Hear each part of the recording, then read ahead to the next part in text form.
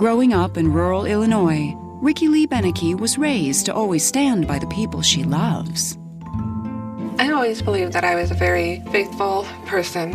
Never saw the bad in people. I always tried to find the good. In the summer of 1987, when she was just 17, Ricky Lee saw plenty of good in 22-year-old Jeff Pilo. He was in the service in the Navy. He had a great smile. It just lit up his whole face. We started going out to movies and dinner and realized we just couldn't be apart. A few months later, Jeff got out of the Navy, and their relationship began to take off.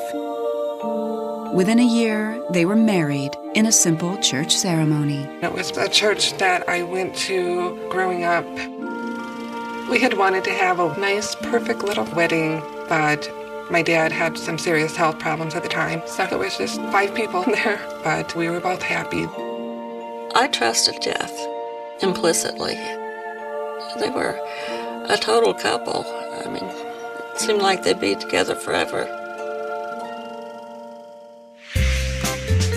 Money was tight for the newlyweds until June of 1989, when Jeff found a new way to serve his country by joining the police force in Bloomington, Illinois.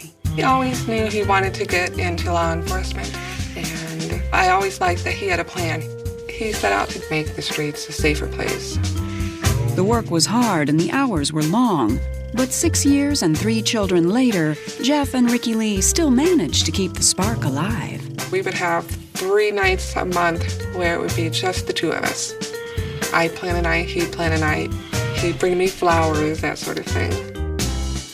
It was a great childhood. He'd always spend time with us. We'd always thrived on our daddy time. But it wasn't always easy. As Jeff climbed the ladder at work, the night shifts and emergency calls became more frequent. The unusual hours began to take a toll. He wanted to work as much as he could, but it was just hard as a police wife to get used to feeling like the job was more important sometimes.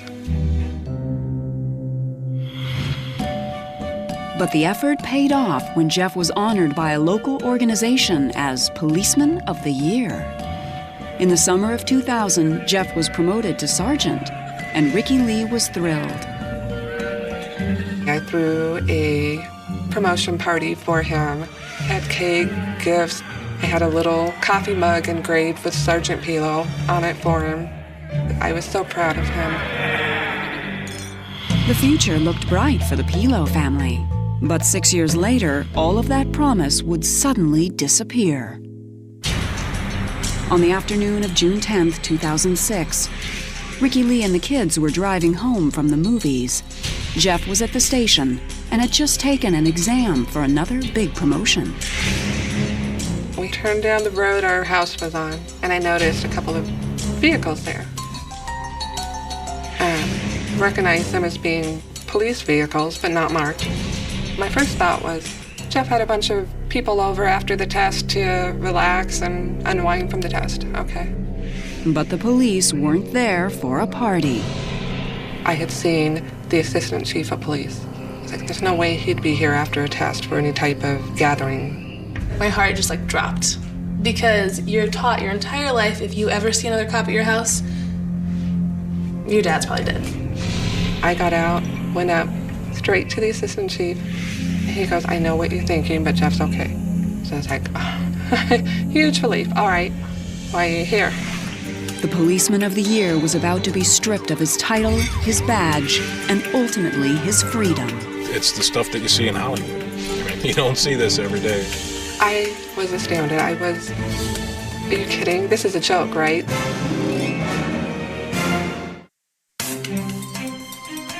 In the fall of 2002, 4 years before Ricky Lee Pilo arrived home to a house full of policemen, her husband Jeff was hard at work trying to advance his police career.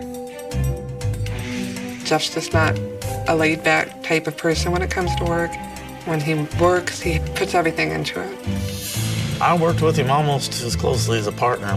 He seemed to be a good friend to people. He would go out of his way to help them. But at home, the Pilots' once solid marriage was on shaky ground.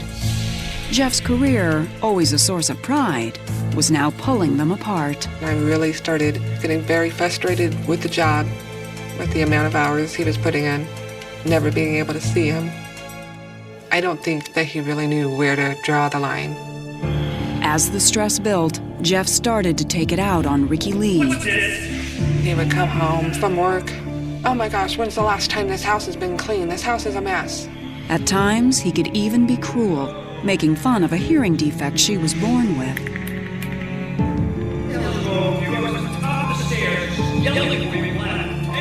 He would get frustrated about her hearing, and it was like, you're stupid because you can't hear me. And I would get so angry. I said, Jeff, you knew about her hearing when you married her. Sometimes I felt like I wasn't good enough, or that I didn't do things well enough. By the spring of 2004, life at home seemed to improve when Jeff gave up the graveyard shifts for good. But he was still out at all hours of the night, and his family didn't always know why. He liked to go on walks at night. It seems like crazy hours, but like 1:30 in the morning. Jeff would tell me that there was a lot of times he just couldn't sleep, so he would get up and use the computer, take the dog for a walk, whatever, as a way of trying to relax. While Jeff was releasing his tension from the day, Bloomington police had good reason for stress at night. A troubling new case was keeping them on edge. A serial rapist was on the loose, the first in the town's history. In the past 3 years, there had been 4 attacks, and the details were usually the same. When the suspect was committing this assault, he was either wearing a ski mask or a scarf over his face. He would use duct tape to bind their wrists. And it seemed that the rapist knew how to cover his tracks. It was very frustrating because we had very little evidence. The suspect is taking things with him. He's making the victims bathe. He's doing absolutely everything he can to prevent leaving anything like DNA behind. Investigators had no solid leads and no idea when the attacker would strike again. Meanwhile, Ricky Lee started to speculate about why her husband was really leaving the house at night. Some signs seemed to point to another woman. There were times where I just had suspicions, I just had thoughts that, he's having an affair. Finally, Ricky Lee decided to voice her suspicions. I actually confronted Jeff about it. He completely denied it. He was angry. Oh, how could you think I was doing that? I can't believe you would even think that. An affair would have been devastating, but the real reason behind Jeff's late-night forays would be far worse. I wasn't prowling around anyone's windows. I wasn't prowling around at all.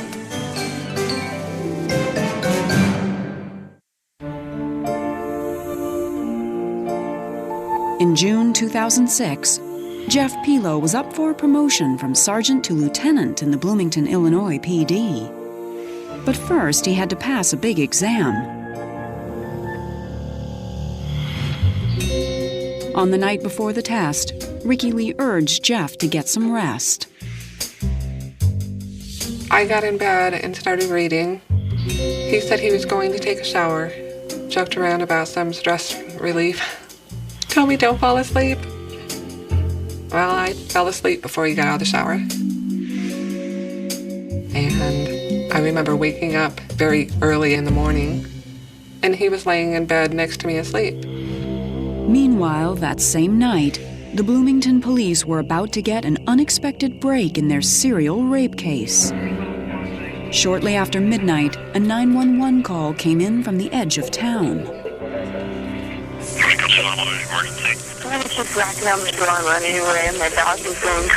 What's your address, man? On the night of June 10th, 2006, officer gets a call of a suspicious person knocking on the door, and the victim would go to the door and there'd be nobody there.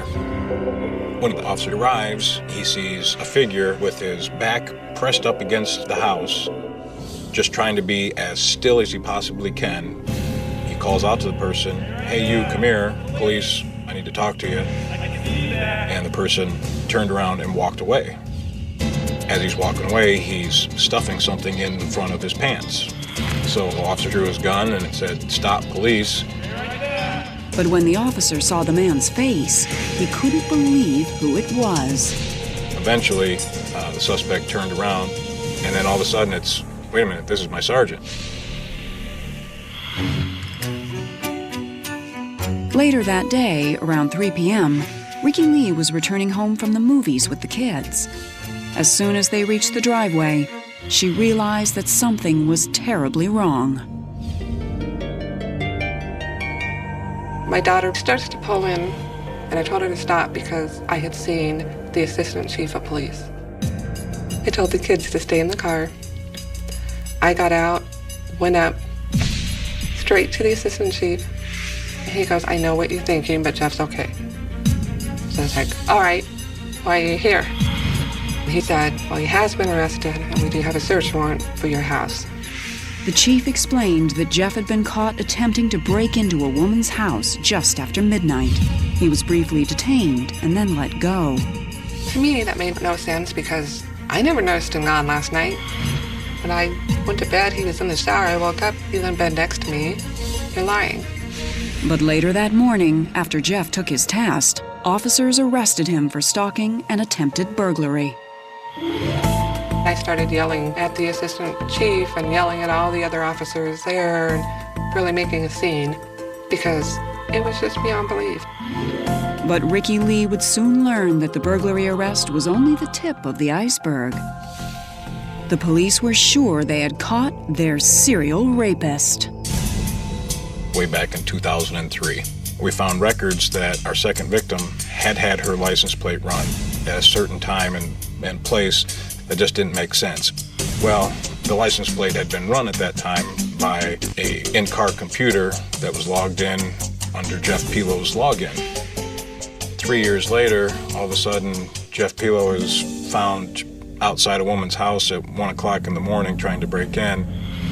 Convinced of a link, detectives pulled Jeff in for questioning right after his exam. During the interrogation, Jeff's behavior was bizarre. Couldn't sleep. All right, houses come up for sale in that area all the time. I'm interested in buying my mother-in-law a house. I was looking to see what kind of access went down to that lake. That's all. To me, that excuse of out looking for a house for my mother-in-law just had a lot of holes. It just didn't make sense. I mean, any police officer knows that you don't go up onto somebody's private property at that time of the morning. This lady has someone prowling around her windows.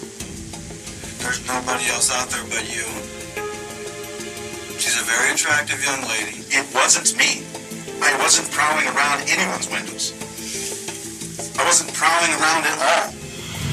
Later on, when investigators put Jeff in a lineup, things only got worse for him. His striking blue eyes and distinctive voice would become the key to putting him away. The main physical characteristics that all of the victims described was his eyes, how distinctive his eyes were. There's bright, piercing blue eyes. Here's the deal. It's going to be half an hour. It's going to be a really bad half an hour for you. But if you don't make any noise, you'll get through it. The one I'll never forget is when we played the voice for our third victim. She literally curled up into a fetal position, pulled into the wall as soon as she heard his voice and said, "That's it, that's him." As the case built around Jeff Pilo, one person still couldn't believe he was capable of such terrible crimes. I know without any doubt in my heart that my husband is completely innocent of all these charges. Ricky Lee stood by her husband, denying the charges to anyone who asked.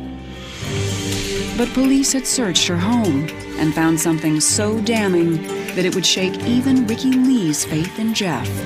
Jeff says he's innocent. I've always stood by him. It was driving me insane. Everything fell right in line. All the pieces to the jigsaw puzzle fell together. If you have a story of marriage gone wrong and would like to appear on this series, go to investigation.discovery.com.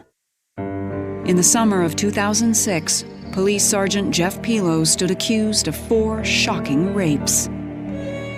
But his wife, Ricky Lee, was determined to stand by her man. I said, we're going to fight this. They cannot prove that he's guilty. Jeff says he's innocent. we'll get through a trial and be fine. But when police examined the duct tape used to bind the victims, they found the evidence they needed to make their case.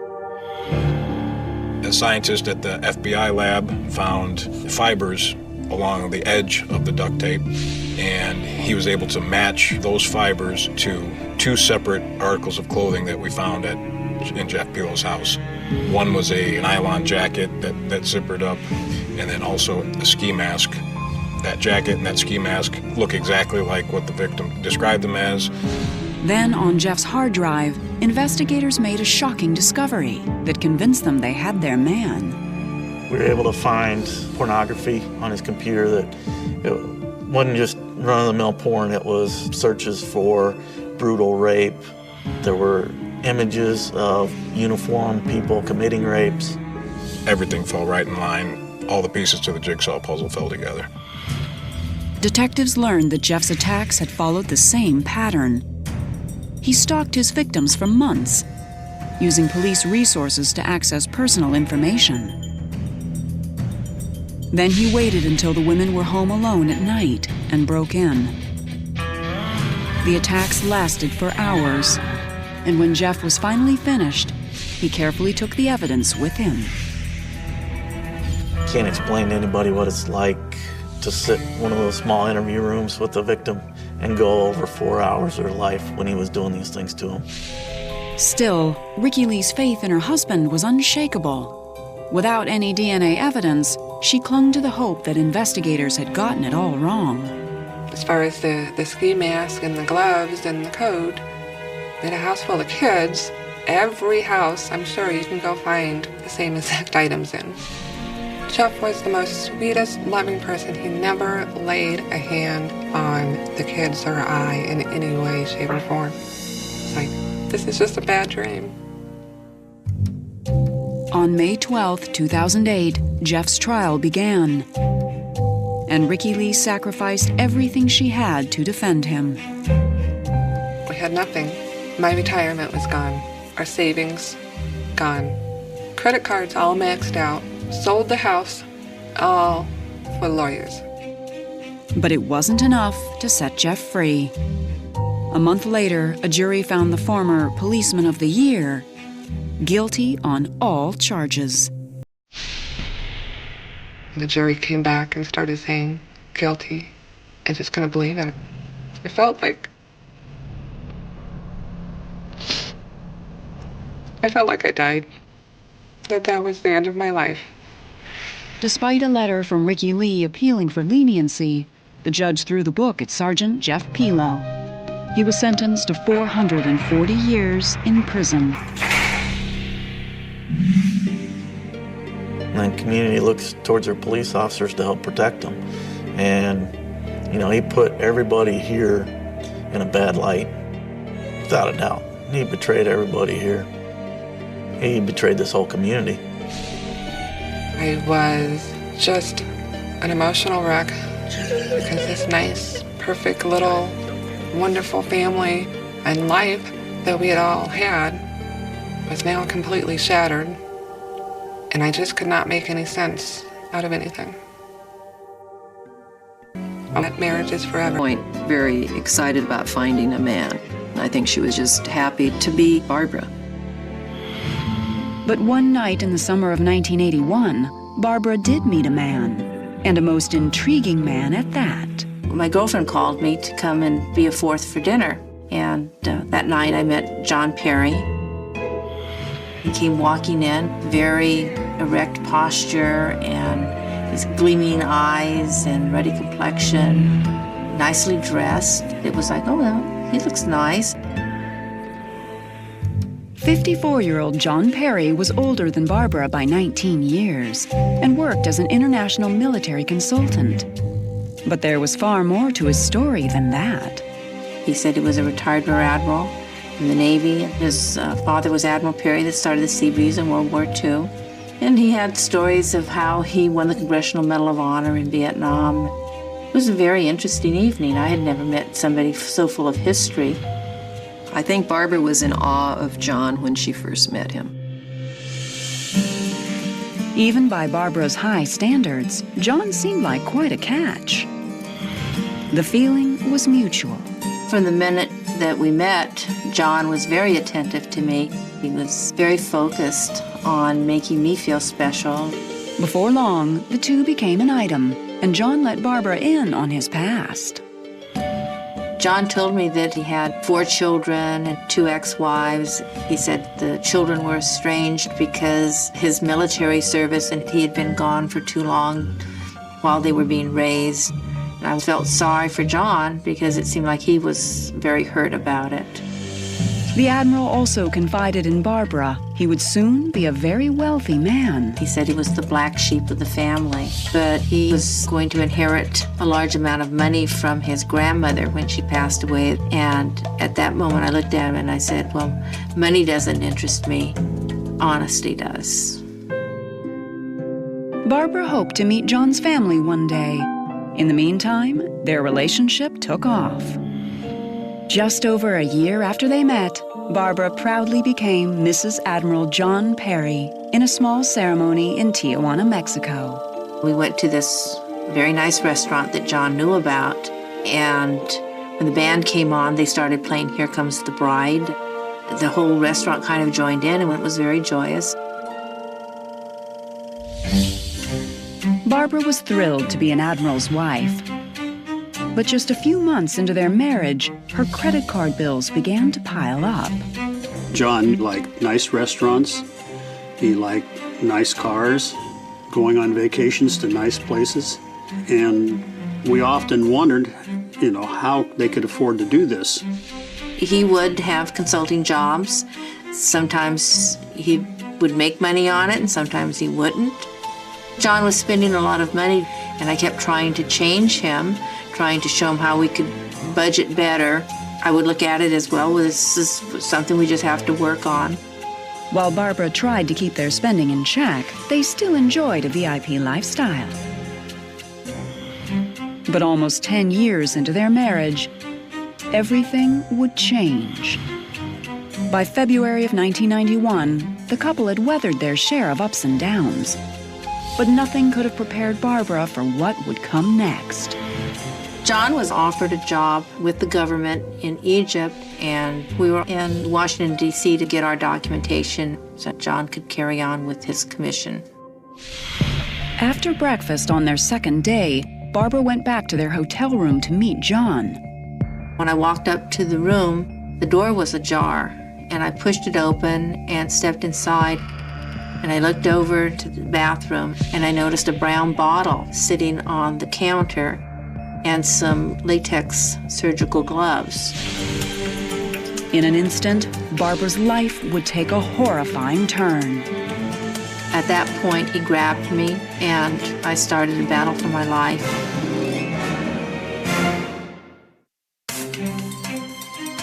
In the winter of 1986, 5 years before her marriage would go horribly wrong, Barbara Bentley was content to be the wife of Admiral John Perry. I felt that John really loved me, that he would bring me presents, he would cook, he would clean. It was like we had this good partnership going. But still, she was troubled by the fact that in 4 years of marriage, she had never met John's family or his children. Barbara wanted so much to meet John's family, and John kept giving Barbara excuses like, oh, well, this person called today, but you weren't here, so I couldn't let you talk to them. I even wrote letters to all these family members, and within a couple weeks, we got all of them back with no such person at this address. John said, well, they're just not accepting those. They see who it's from, and they think you're a gold digger. They think you married me because you want everything that I have. And Barbara believed this. Then, one day in the summer of 1987, John told Barbara he had heard from his son when his war medals arrived in the mail. John started telling me about each one, what it was and what he won it for, and that his son had finally decided to go ahead and send him the medals. I told him, well, we should get those framed so we can put them up on the wall. And we did. 2 years later, in January of 1989, John proudly wore his Medal of Honor when he took Barbara to President George Bush's inaugural ball. People would just step aside and let us walk through. The first person to stop and salute us was the President of the United States. It was very exciting. Just the whole day was very exciting. But less than a year later, the thrill was gone, along with John's medals. It all started when 2 FBI agents showed up at their front door. They wanted to know if John was home, and I said, well, no, he isn't. And they said, well, we have something here. Would you give it to him? And I said, no, you'll have to come back and give it to him later. I'd been told by John not to ever accept anything. And I just was very shocked that the FBI would be at my door. Soon after they left, Barbara noticed something strange in the living room. I was sitting in there waiting for John to come home, and I noticed that the medals were missing off the wall. When John returned, Barbara asked him what was going on. He said, well, the frame was falling apart, and I took it to the frame shop. I said, well, isn't it strange you took your medals with it? And I was more worried about the medals than it seemed he was. Then, when Barbara told John about the FBI stopping by, he claimed he had to testify at a federal case for work. John said they called me at the last minute, and so the FBI must have been coming to get some more information. A few months later, Barbara began to have concerns of a different kind. John was no longer going to work, wasn't calling any of his business associates. And then all of a sudden he was playing sweepstakes and buying things through the mail. I would get so frustrated because, John, we can't afford this. By the beginning of 1990, with their debt still mounting, Barbara was running out of patience. Luckily, John said he was finally getting some money from his trust fund. But first, they needed to visit a bank in Florida. So we were going to meet with the banker to pick up a check. I was driving, and on the way to the bank, John clutched his chest and yelled out and keeled over.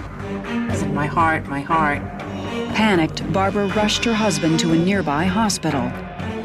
Once John was admitted, she called the bank to cancel their appointment and learned something odd. The banker had never heard of John, and there was no appointment.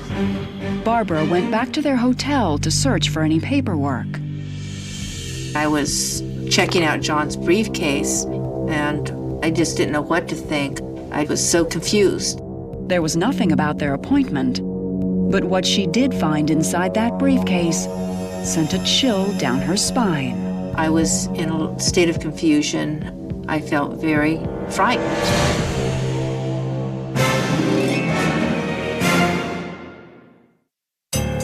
In June of 1990, Barbara Bentley was shocked when she uncovered the unthinkable in her husband's briefcase.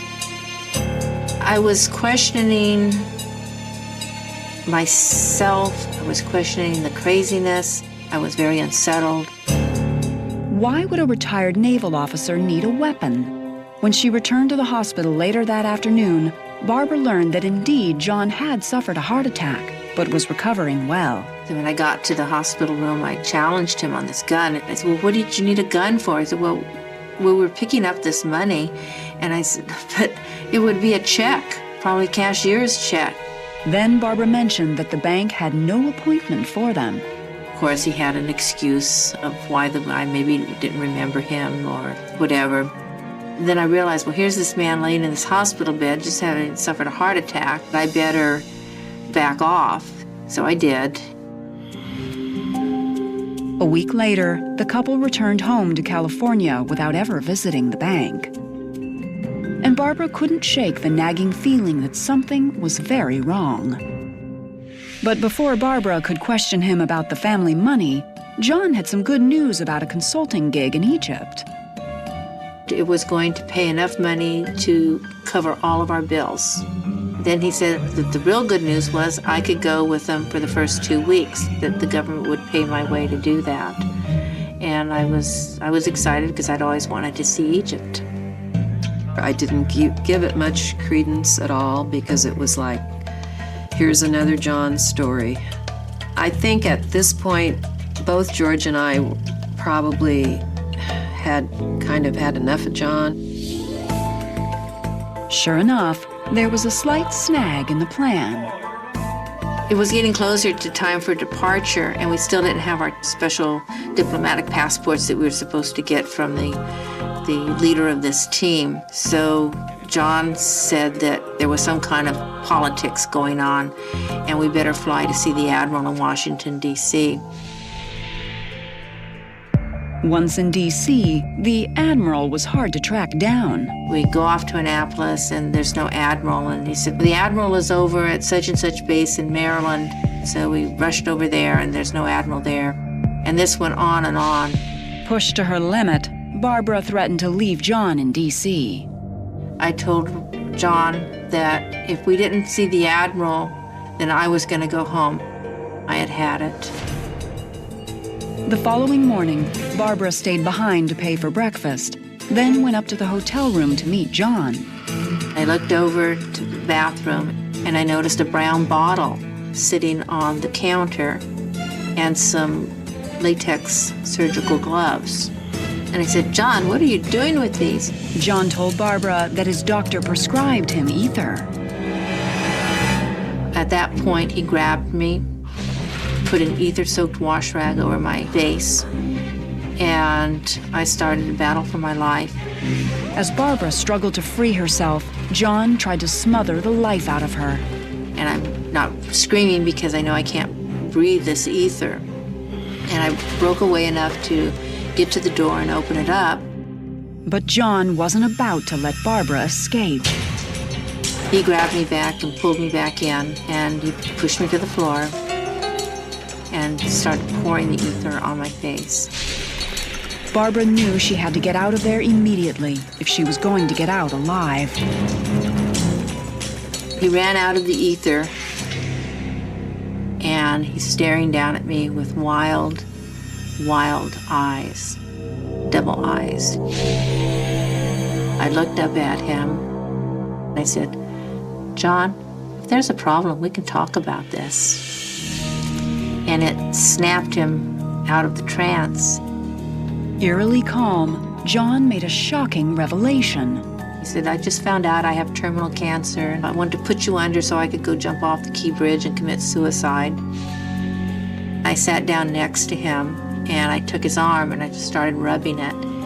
Within minutes, John seemed to be asleep, and Barbara knew it was now or never. She was going to soon uncover the lies and the deceptions, and he was going to get rid of her. I decided that I needed to leave the room or I wouldn't leave it alive. If you have a story of marriage gone wrong and would like to appear on this series, go to investigation.discovery.com.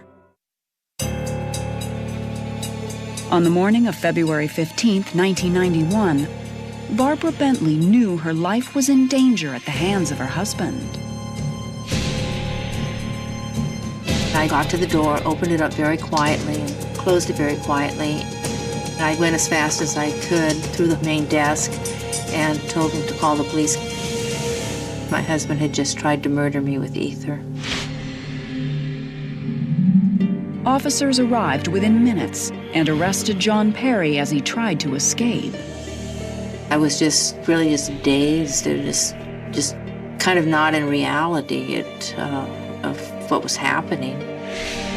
Arlington County, Virginia prosecutor Theo Stamos was assigned to the case. Barbara was traumatized. Her sense was that, okay, there's a huge disconnect here with, who I thought he was and what just happened to me in that hotel room, and why did that happen? A few days after the attack, Barbara returned home to California, alone. She was determined to uncover the truth about her husband of almost 10 years. She called an admiral who John had worked with in the past. And that's when he told me, well, don't you know about the FBI investigation? John had been investigated for impersonating an officer. The FBI had confiscated John's medals, and Barbara was stunned to find out why. Her husband, the celebrated admiral, wasn't an admiral at all. In fact, he had been discharged from the Navy some 40 years earlier, and no one knew where he acquired his many war medals. When the FBI agent confirmed that John was not a retired rear admiral, it was like, oh my gosh, he's not who he said he was. And that was just the beginning.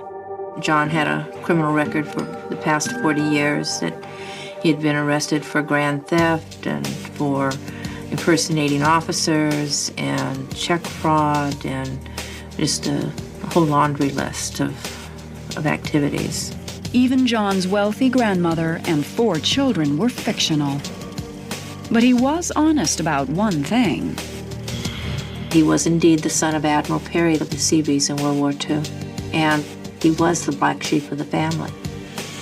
We eventually learned that John had mounting financial pressures, and he had a life that he had constructed that was really about to fall apart because sort of the jig was up. It was like unreal that this could be a person who said he loved me, and so I felt betrayed.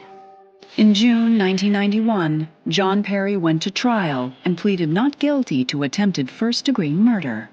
The opening statement by defense counsel basically was that he was trying to save his wife the grief of watching him die a slow death.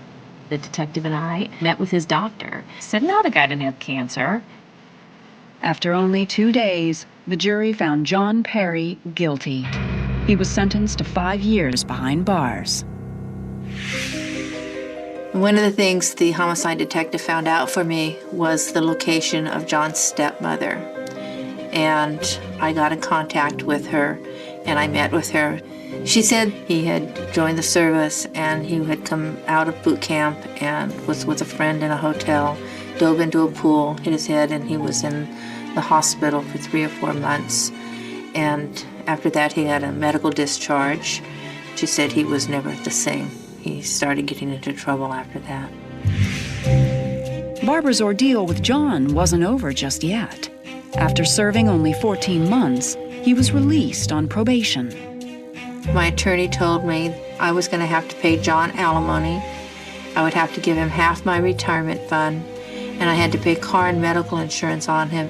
And that was when I decided that the law needed to be changed, that was not right, that somebody could try to murder you and then still profit by it. On January 1st, 1996, Barbara succeeded in changing the law, and her payments to John ended. I applauded her. She went through a difficult situation, very difficult, and she learned a lot, I think, about herself. And I think mostly she learned how tough she is.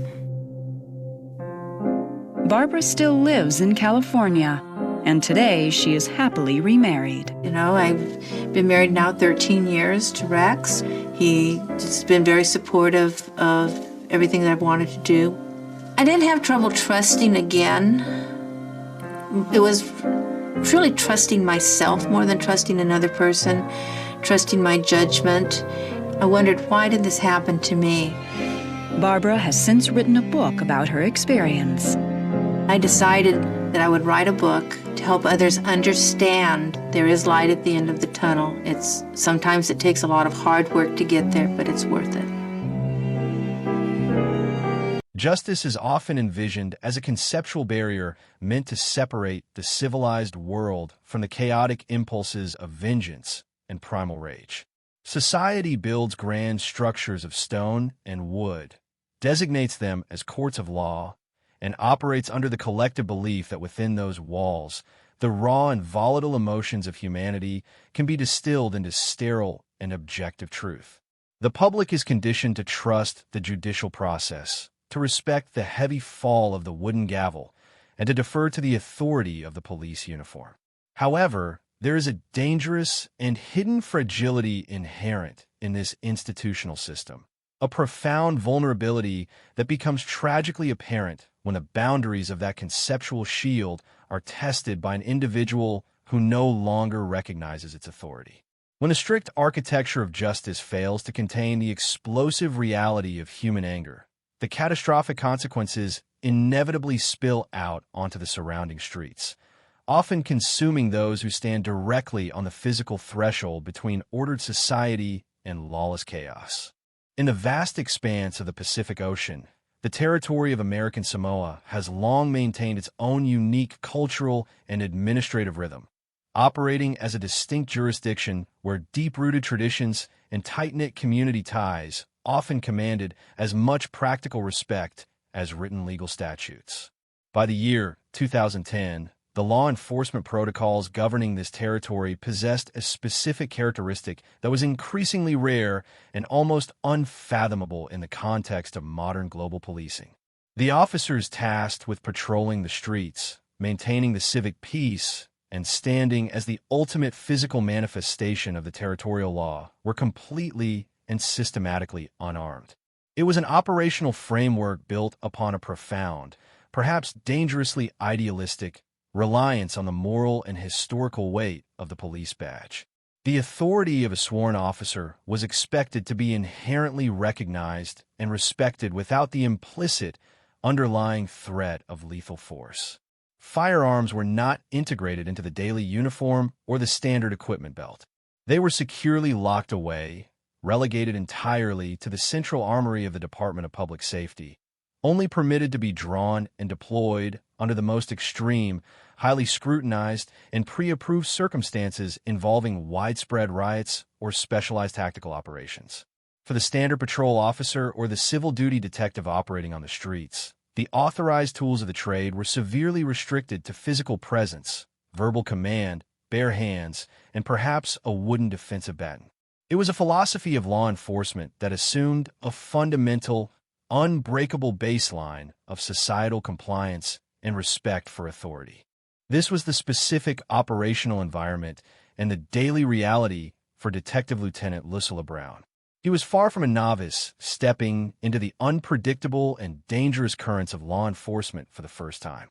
He was a deeply entrenched and highly respected veteran, a man who had dedicated more than 2 decades of his life to wearing the uniform and protecting the community it served. Surpassing 20 years on the police force meant that he had successfully navigated countless domestic disputes, witnessed the full and tragic spectrum of human frailty, and managed to survive the inherent dangers of the law enforcement profession, utilizing only his accumulated experience, his sharp intellect, and his unyielding commitment to maintaining the peace. Dedicating 2 decades of service in a completely unarmed capacity requires a highly specialized and profound kind of bravery. It demands an officer who possesses the exceptional ability to de-escalate volatile conflicts, who can accurately read the subtle and dangerous shifts in a suspect's physical demeanor, and who fundamentally understands that their own personal survival depends entirely on their capacity to control a hostile situation without a lethal equalizer hanging securely at their hip. Detective Lieutenant Brown had mastered this delicate, complex, and deeply dangerous professional dance. He stood as a recognized fixture of territorial authority, a figure who had rightfully earned his senior rank through years of steadfast and peaceful dedication to his island home. The morning of July 22, 2010, began with the same procedural rhythm as countless other mornings throughout his extensive career. The warm, humid tropical air settled over the village of Fagatogo, an area that serves as the essential political and legal heart of American Samoa. The High Court building stood prominently as the epicenter of the day's most critical administrative and judicial events. Detective Lieutenant Brown received his assignment for routine security duty outside the immediate perimeter of the courthouse facility. It was a standard, unremarkable deployment, a necessary institutional presence to ensure the orderly flow of civilians, legal personnel, and the general public attending the various intense proceedings of the day. Standing proudly outside the court facility, Brown represented the visible frontier of the criminal justice system, acting as the calm and authoritative sentinel tasked with projecting absolute safety and civic order. He was positioned there specifically to deter disruption, standing completely unaware that the very legal system he was actively protecting was on the verge of producing a massive shockwave of lethal violence that no amount of veteran intuition or verbal de-escalation could possibly anticipate or deflect. Inside the heavily paneled, quiet walls of the High Court, a radically different and intensely volatile atmosphere was rapidly brewing. The sterile, highly structured environment of the courtroom was barely containing the dangerous, suppressed energy of a high-stakes criminal trial. The specific legal proceeding at hand involved severe and damaging allegations of assault, representing a violent interpersonal conflict that had finally culminated before a judge and a jury for final resolution. Trials centered on violent assault are inherently charged with dark emotion, as they deal directly with physical trauma, personal violation, and deep-seated animosity between the opposing parties involved in the dispute. The extended families of those deeply connected to the violent case were present in the gallery, their nerves completely frayed, their entire emotional stability pinned exclusively on the ultimate outcome of the judicial process. They were desperately waiting for official validation, for a strict declaration of legal guilt that would somehow balance the scales of their perceived suffering and trauma. The psychological tension inside the small room was palpable and suffocating, resembling a tight metal coil winding closer and closer to an explosive breaking point as the final, agonizing phases of the trial concluded and the irreversible moment of judgment finally arrived. The official verdict, when it was finally delivered by the presiding judicial panel, was a complete and total acquittal. The accused defendant was formally pronounced not guilty of the assault charges. The established legal system had methodically weighed the presented evidence, rigorously examined the witness testimonies, and ultimately determined that the strict burden of proof required for a criminal conviction had absolutely not been met. In the cold, objective eyes of territorial law, the slate was officially wiped clean. However, in the furious, grief-stricken eyes of the victim's family sitting in the gallery, the rendered verdict was not a triumphant expression of impartial justice, but rather a devastating and unforgivable institutional betrayal. The sudden and complete evaporation of their long-held hopes for legal retribution instantly created a suffocating psychological vacuum within the courtroom, a dangerous void that was immediately filled with a blinding, insurmountable, and highly destructive rage. The structured, quiet decorum of the High Court rapidly dissolved under the crushing weight of this raw, emotional devastation. The conceptual shield of justice had entirely failed to protect their interests, and the resulting fallout was an uncontrollable, terrifying surge of active hostility directed at the legal outcome. Submerged deep within this sudden, overwhelming wave of collective fury was a specific man named Cialmo Jr. As a closely tied member of the aggrieved family, the shocking pronouncement of the absolute, not guilty verdict struck him with the paralyzing force of a direct physical blow. Whatever small measure of faith he might have previously placed in the objective judicial process vanished completely in that exact, agonizing second, instantly replaced by a dark, consuming, and overwhelming necessity for immediate, extrajudicial retaliation. The territorial law had spoken its final word, and he fundamentally and violently rejected its conclusion. Yet, Cialmo was not merely an angry, helpless bystander caught in a fleeting moment of spontaneous emotional collapse. He was a deeply dangerous man who had intentionally entered the strict sanctuary of the law, carrying a devastating and lethal secret. Concealed carefully on his person, carried entirely illegally and against every strict regulation of the island territory, was a loaded 9mm handgun. The concealed presence of that specific firearm drastically elevated the unfolding situation from a tragic emotional outburst into the realm of an impending, catastrophic massacre. It represented a severe, highly premeditated violation of the fundamental social contract that governed the island. To intentionally bring a loaded, functional firearm to the very steps of the territorial High Court indicates a dark mindset that has already entirely crossed the threshold of civilized human behavior, a mindset fully prepared to overwrite the peaceful decrees of a judge with the undeniable, violent finality of a metal bullet. As the harsh reality of a shocking acquittal fully washed over him, the hidden weapon ceased to be a mere physical possession and rapidly transformed into the active instrument of his absolute, unforgiving, and lethal dissent against the system. Cialmo aggressively exited the tense courtroom, his internal state of mind now completely and permanently severed from the normal constraints of human rationality and civic obedience. He was no longer functioning as a regular citizen bound by the peaceful laws of American Samoa. He was an active, highly lethal threat, an anomaly of extreme, targeted violence moving rapidly and purposefully through the quiet corridors of a government building originally designed to resolve conflicts strictly through peaceful discourse. He pushed violently through the heavy doors, leaving the stifling, emotionally charged atmosphere of the interior court behind him, and stepped aggressively out into the bright morning air of Fagatogo.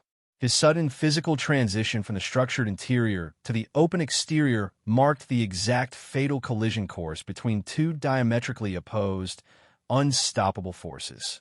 Waiting diligently outside on the pavement, holding the invisible line between the powerful government institution and the public street, was Detective Lieutenant Lucilla Brown.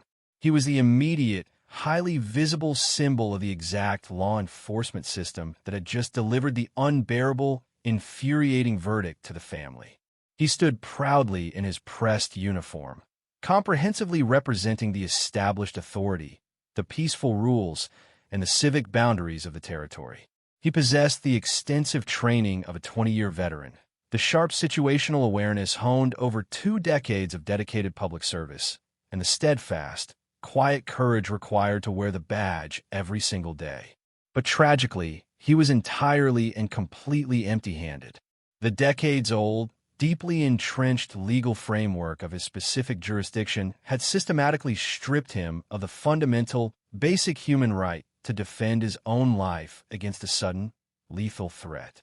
He was a dedicated guardian placed intentionally in front of the institutional gates, specifically denied the necessary ballistic armor and the required defensive weaponry needed to survive a true, violent siege. The intersection of these two specific men on that warm July morning is the absolute defining tragedy of American Samoan law enforcement history, setting the terrifying stage for an ambush that would completely shatter the island's illusion of safety and expose a fatal, unforgiving flaw in the territory's legal codes. To truly comprehend the magnitude of the tragedy that unfolded on that warm July morning, one must first understand the unique environment that shaped the life and career of Detective Lieutenant Lucilla Brown. The territory of American Samoa exists as an isolated archipelago in the heart of the South Pacific, a place where breathtaking natural beauty is inextricably woven with deeply ingrained cultural traditions. It is a society that operates on the fundamental principles of mutual respect, extended familial bonds, and a hierarchical structure of community leadership that has guided its people for countless generations. When the American legal system was overlaid upon this traditional foundation, it created a highly distinct judicial ecosystem. The laws were written in the dense, formal language of the United States Penal Code, yet their daily application on the streets of villages like Fagatogo was heavily mediated by the tight-knit nature of island life. In a territory where geographic boundaries are finite and populations are intimately connected, anonymity is virtually non-existent. Every criminal act, every dispute, and every legal proceeding inevitably ripples through the community, touching networks of relatives and lifelong acquaintances. Policing in such an environment requires a level of emotional intelligence and cultural navigation that extends far beyond the standard curriculum of any law enforcement academy.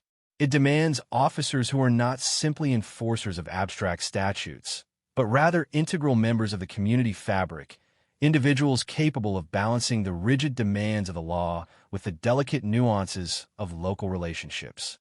Within this complex societal tapestry, the Department of Public Safety stood as the primary institution tasked with maintaining order. However, for decades leading up to the year 2010, This department operated under a profound and increasingly anomalous mandate. The standard patrol officers, the responding units, and even the seasoned detectives operating in the field were strictly prohibited from carrying firearms. The law of the territory dictated a philosophy of policing rooted in an idealized vision of civic obedience.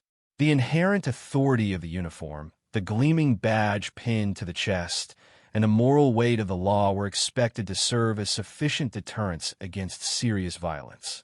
Lethal force was viewed not as a standard tool of daily law enforcement, but as an absolute last resort, a measure so extreme that the actual weapons themselves were physically separated from the men and women who might need them. All authorized firearms were kept under strict lock and key within the central armory of the Department of Public Safety. The deployment of these weapons was a bureaucratic process, requiring explicit prior authorization and reserved exclusively for officially designated tactical operations or massive, uncontrolled civil disturbances. This specific legal framework meant that every single time an officer stepped out of the station and onto the streets of American Samoa, they did so in a state of deliberate vulnerability. They were sent directly into the unpredictable and often dangerous reality of human conflict armed with nothing more than their physical presence, their verbal communication skills, and perhaps a wooden baton hooked to their belt. When a domestic dispute escalated into physical violence, when a robbery was in progress, or when an intoxicated individual decided to unleash their aggression upon the public, the responding officers had no ultimate equalizer. They could not command compliance through the threat of superior lethal force. Instead, they were forced to rely entirely on the precarious art of de-escalation. They had to talk the anger down, to negotiate with irrationality, and to put their own unarmed bodies between innocent civilians and immediate physical harm. It was a daily exercise in extraordinary psychological endurance and raw, unmitigated courage. To survive a career under these conditions required an officer to possess an uncanny ability to read the subtle indicators of human behavior, to anticipate the exact moment a situation might transition from verbal hostility to physical violence, and to master the difficult skill of projecting absolute authority without the ballistic means to enforce it. Detective Lieutenant Lucilla Brown was the living embodiment of this rigorous and demanding professional standard. By the summer of 2010, he was not merely an employee of the Department of Public Safety. He was a venerated pillar of the institution. He had dedicated more than 2 decades of his life to serving and protecting the people of American Samoa. 20 years is an immensely long time to wear a police uniform in any jurisdiction, but to survive and excel for over 2 decades completely unarmed is a testament to an exceptionally rare caliber of law enforcement professional. The rank of lieutenant, combined with the specialized designation of detective, spoke volumes about his accumulated expertise and the deep trust placed in him by his superiors and his community. He had spent years analyzing crime scenes, interviewing difficult suspects, comforting traumatized victims, and navigating the darkest corners of the human experience, all while operating under a legal framework that fundamentally denied him the right to armed self-defense. The psychological toll of such a career is difficult for outsiders to fully quantify. Every shift represented a new series of calculated risks. Every knock on a suspect's door, every intervention in a late-night street brawl, and every traffic stop carried the invisible but ever-present weight of absolute vulnerability. Detective Lieutenant Brown would have intimately understood the stark reality that if a situation ever completely deteriorated, if words failed and raw violence erupted, he would have to face it with his bare hands. Over the course of 20 years, this reality must have fundamentally shaped his approach to the job. It would have instilled in him a profound patience, an unparalleled capacity for calm under extreme pressure, and a deep-seated belief in the power of communication over conflict. He was a man who had undoubtedly looked anger and desperation in the eye countless times and successfully managed to diffuse it, relying solely on his veteran intuition and the respect he commanded as a senior officer. His survival and advancement through the ranks were proof that he had mastered the difficult dangerous dance of unarmed policing. However, the territory of American Samoa was slowly changing. The idealized vision of a society completely insulated from the more severe, heavily armed criminal elements of the outside world was beginning to fracture. While the laws governing the police remained stubbornly rooted in a bygone era, the reality on the streets was evolving in a much darker direction. The unauthorized and highly illegal influx of dangerous narcotics and the quiet, steady smuggling of illicit firearms into the territory were gradually altering the threat landscape. The criminals were slowly changing their rules of engagement, but the Department of Public Safety was legally frozen in time, unable to adapt its defensive posture to meet the rising tide of potential lethal violence. The historical reliance on the psychological deterrent of the badge was becoming dangerously outdated, creating an increasingly vast and fatal blind spot in the territory's security apparatus. The officers on the ground, including seasoned veterans like Detective Lieutenant Brown, were increasingly exposed, tasked with holding an invisible line against an escalating level of threat that their governmental leaders had not yet fully recognized or addressed through legislative reform. On the morning of his death, this glaring systemic vulnerability was placed on full, tragic display outside the High Court in Fagatogo. The assignment to provide security for the court facility during a highly contentious and deeply emotional assault trial should have theoretically mandated the presence of heavily armed personnel. The courthouse is the ultimate theater of societal conflict, the specific location where the rawest human emotions of grief, anger, betrayal, and vengeance are brought to the surface and subjected to the rigid, often unpalatable decrees of the law. When verdicts are handed down, the resulting emotional shockwaves can easily shatter the boundaries of rational behavior. Anticipating and defending against this specific type of volatile, emotionally driven violence is a fundamental principle of judicial security worldwide. Yet, in accordance with the strict, archaic laws of American Samoa, Detective Lieutenant Brown was stationed at this critical intersection of law and human fury entirely unarmed. He stood his post outside the building, representing the ultimate paradox of the territory's criminal justice system. He was a symbol of absolute legal authority, yet he was systematically deprived of the functional power required to protect that authority or his own life. His presence was intended to maintain the peace and ensure the orderly administration of justice, but it was a peace built upon an incredibly fragile assumption. The entire system relied on the belief that even in moments of profound anger, the citizens would ultimately respect the uniform and the law it represented. It was a dangerous gamble, placing the burden of societal order entirely on the shoulders of unarmed men and women, asking them to act as physical barriers against potential violence without giving them the necessary tools to withstand the impact. Detective Lieutenant Brown, with his wealth of experience and his steady, commanding demeanor, was the absolute best defense the territory could offer under its restrictive laws. But experience and demeanor cannot stop a bullet.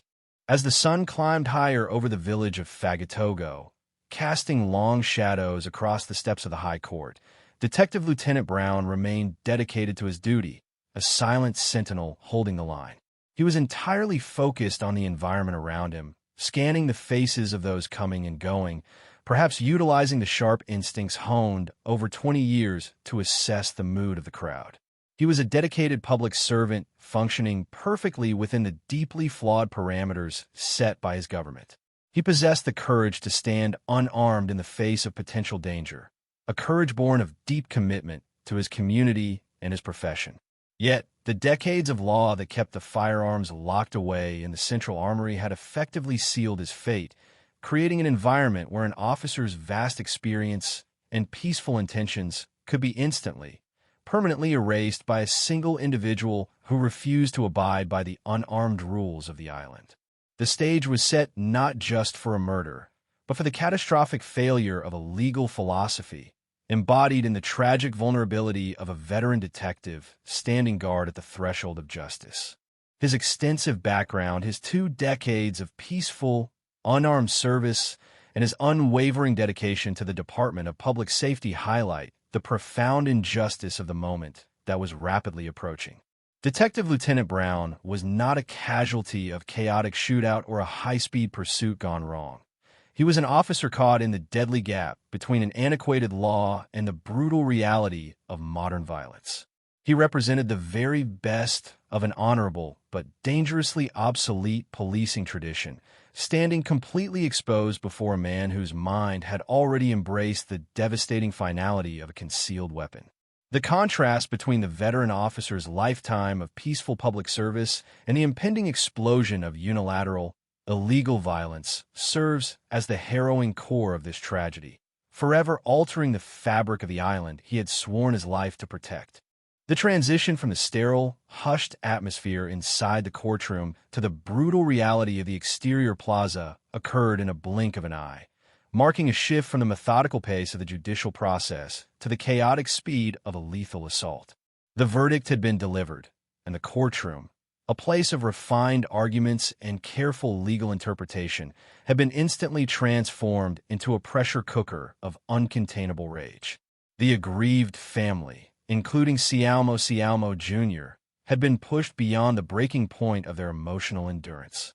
The acquittal of the defendant was perceived not as a triumph of legal rigor, but as a callous, institutionalized erasure of their personal trauma and their demand for justice. This perception of betrayal, magnified by the intimate, interconnected social structure of the island, fueled an intense and immediate thirst for retribution that transcended all societal norms. As Cialmo exited the building, the air outside was still, the heat of the tropical morning pressing down on the plaza, unaware of the impending shift from civic order to violent anarchy. Detective Lieutenant Lucilla Brown was positioned at the front of the courthouse, his gaze fixed on the flow of individuals emerging from the heavy doors. As a veteran of over 20 years, he was accustomed to reading the room, observing the body language of litigants and their families, and sensing the atmosphere of pressure that inevitably followed the conclusion of a high-stakes criminal trial. He knew that verdicts, especially those resulting in an acquittal for a violent crime, rarely resulted in universal satisfaction. He stood with the calm, imposing posture of a man who had diffused thousands of such situations over 2 decades. His presence alone intended to serve as the boundary that separated the frustrations of the courtroom from the peace of the public square. He was the sentinel at the gates, waiting for the crowd to disperse, anticipating the usual post-trial grumbles and displays of frustration that typically dissipate once the parties are outside the sight of the judge. He could not have anticipated that this particular individual was not merely disgruntled, but was carrying a loaded 9mm handgun concealed against his body, an object that fundamentally invalidated the entire system of unarmed policing that Lieutenant Brown had spent his entire adult life embodying. Cialmo moved with a singular, terrifying focus. His emotional state was no longer characterized by the nuanced fluctuations of human grief or disappointment, but had coalesced into a rigid, singular intent to destroy the symbol of the institution that had just rejected his quest for justice. He ignored the ambient sounds of the morning, the voices of the legal staff, and the presence of other bystanders. His entire field of vision narrowed to the silhouette of the police uniform standing at the entrance. The distance between them, a few short, sun-drenched steps, was covered in a matter of seconds. For Detective Lieutenant Brown, the transition from observer to target was instantaneous. There was no room for negotiation, no space for the masterful de-escalation techniques that had defined his career, and no possibility of using his own authority to command the suspect to stop. The weapon appeared in Cialmo's hand with the sudden, jarring motion of a hidden tool of death being deployed in a place where only words were meant to reside. The first shots erupted, shattering the relative quiet of the Fagatogo Plaza and immediately resetting the reality of the entire territory of American Samoa. The sound was distinct, sharp, and unmistakably lethal, cutting through the tropical air with a mechanical, cold precision that stood in stark contrast to the human chaos surrounding it. Detective Lieutenant Brown, despite his immense experience, was operating in a system that had denied him the ability to ever train for such an immediate, point-blank ballistic encounter. He was a man who had navigated a 20-year career on the strength of his personality and his badge.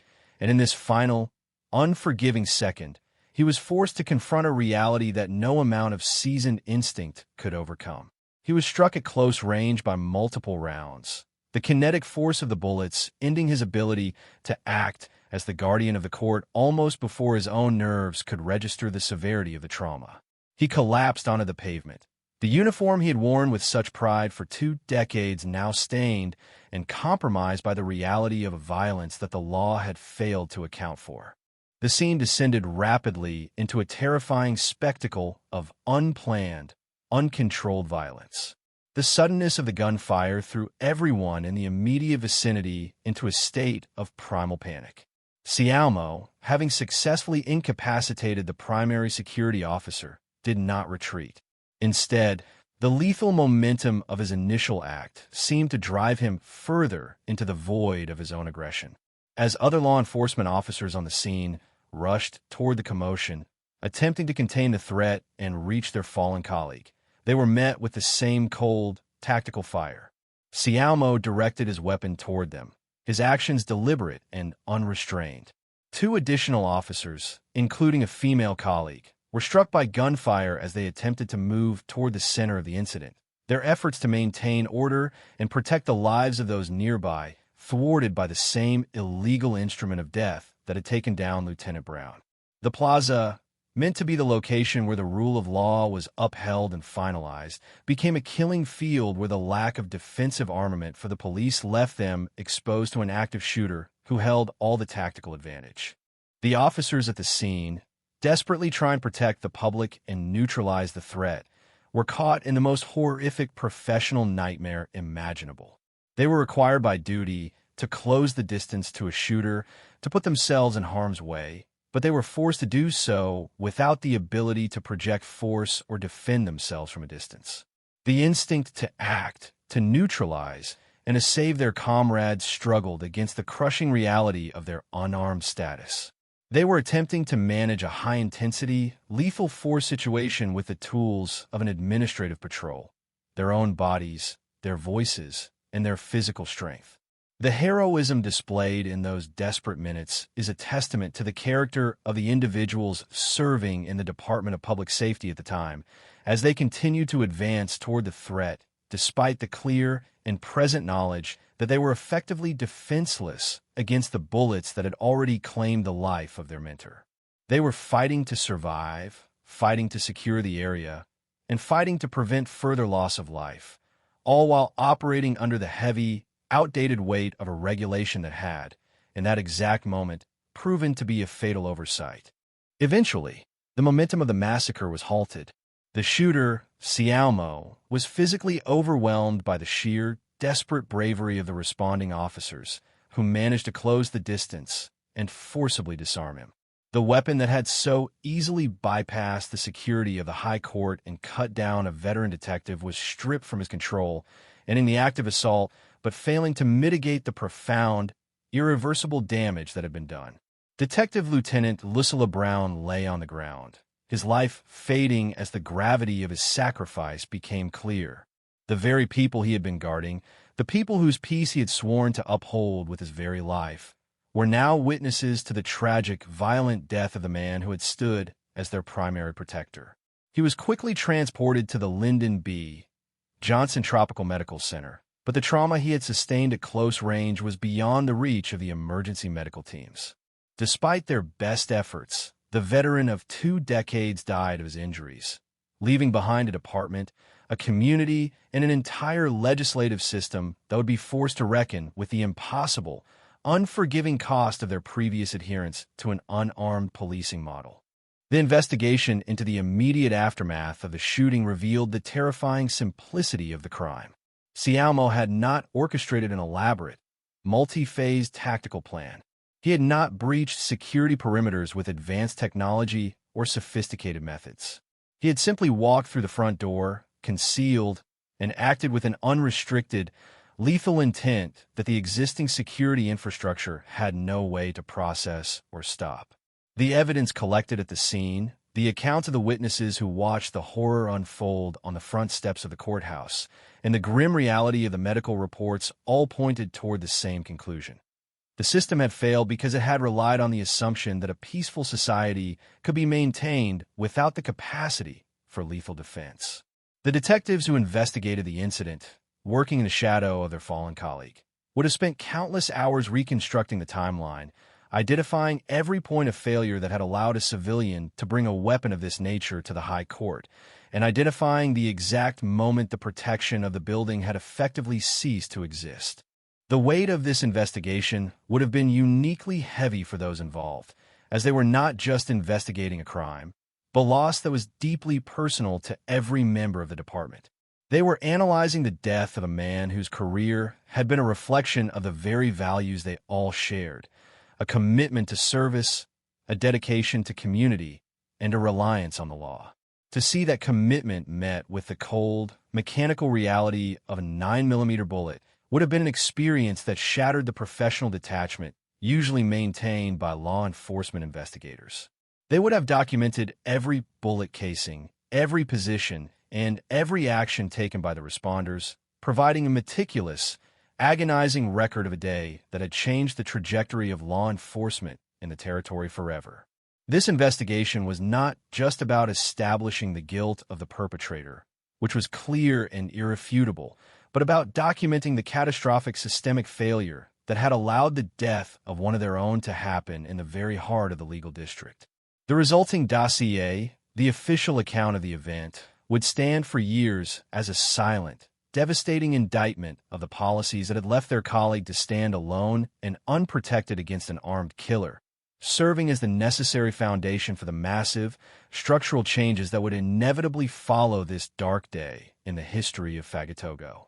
The official investigative process that followed the assassination of Detective Lieutenant Lucilla Brown was characterized by a somber, methodical intensity that reflected the profound gravity of the loss. The Department of Public Safety, along with the Office of the Attorney General, immediately initiated a comprehensive inquiry that extended far beyond the simple gathering of physical evidence related to the shooting itself. While the immediate objective was to solidify the case against Cialmo Jr., a task that was relatively straightforward given the multitude of witnesses and the presence of injured officers who could provide first-hand accounts. The deeper, more institutional purpose of the investigation was to dissect the exact sequence of security failures that allowed the carnage to occur. The detectives tasked with this investigation worked under the crushing weight of grief, navigating the very hallways and steps where their friend and mentor had lost his life, their professional rigor tempered by the personal necessity of understanding why the system had failed him so catastrophically. The evidentiary process began at the perimeter of the High Court, where investigators meticulously mapped the trajectory of the assault.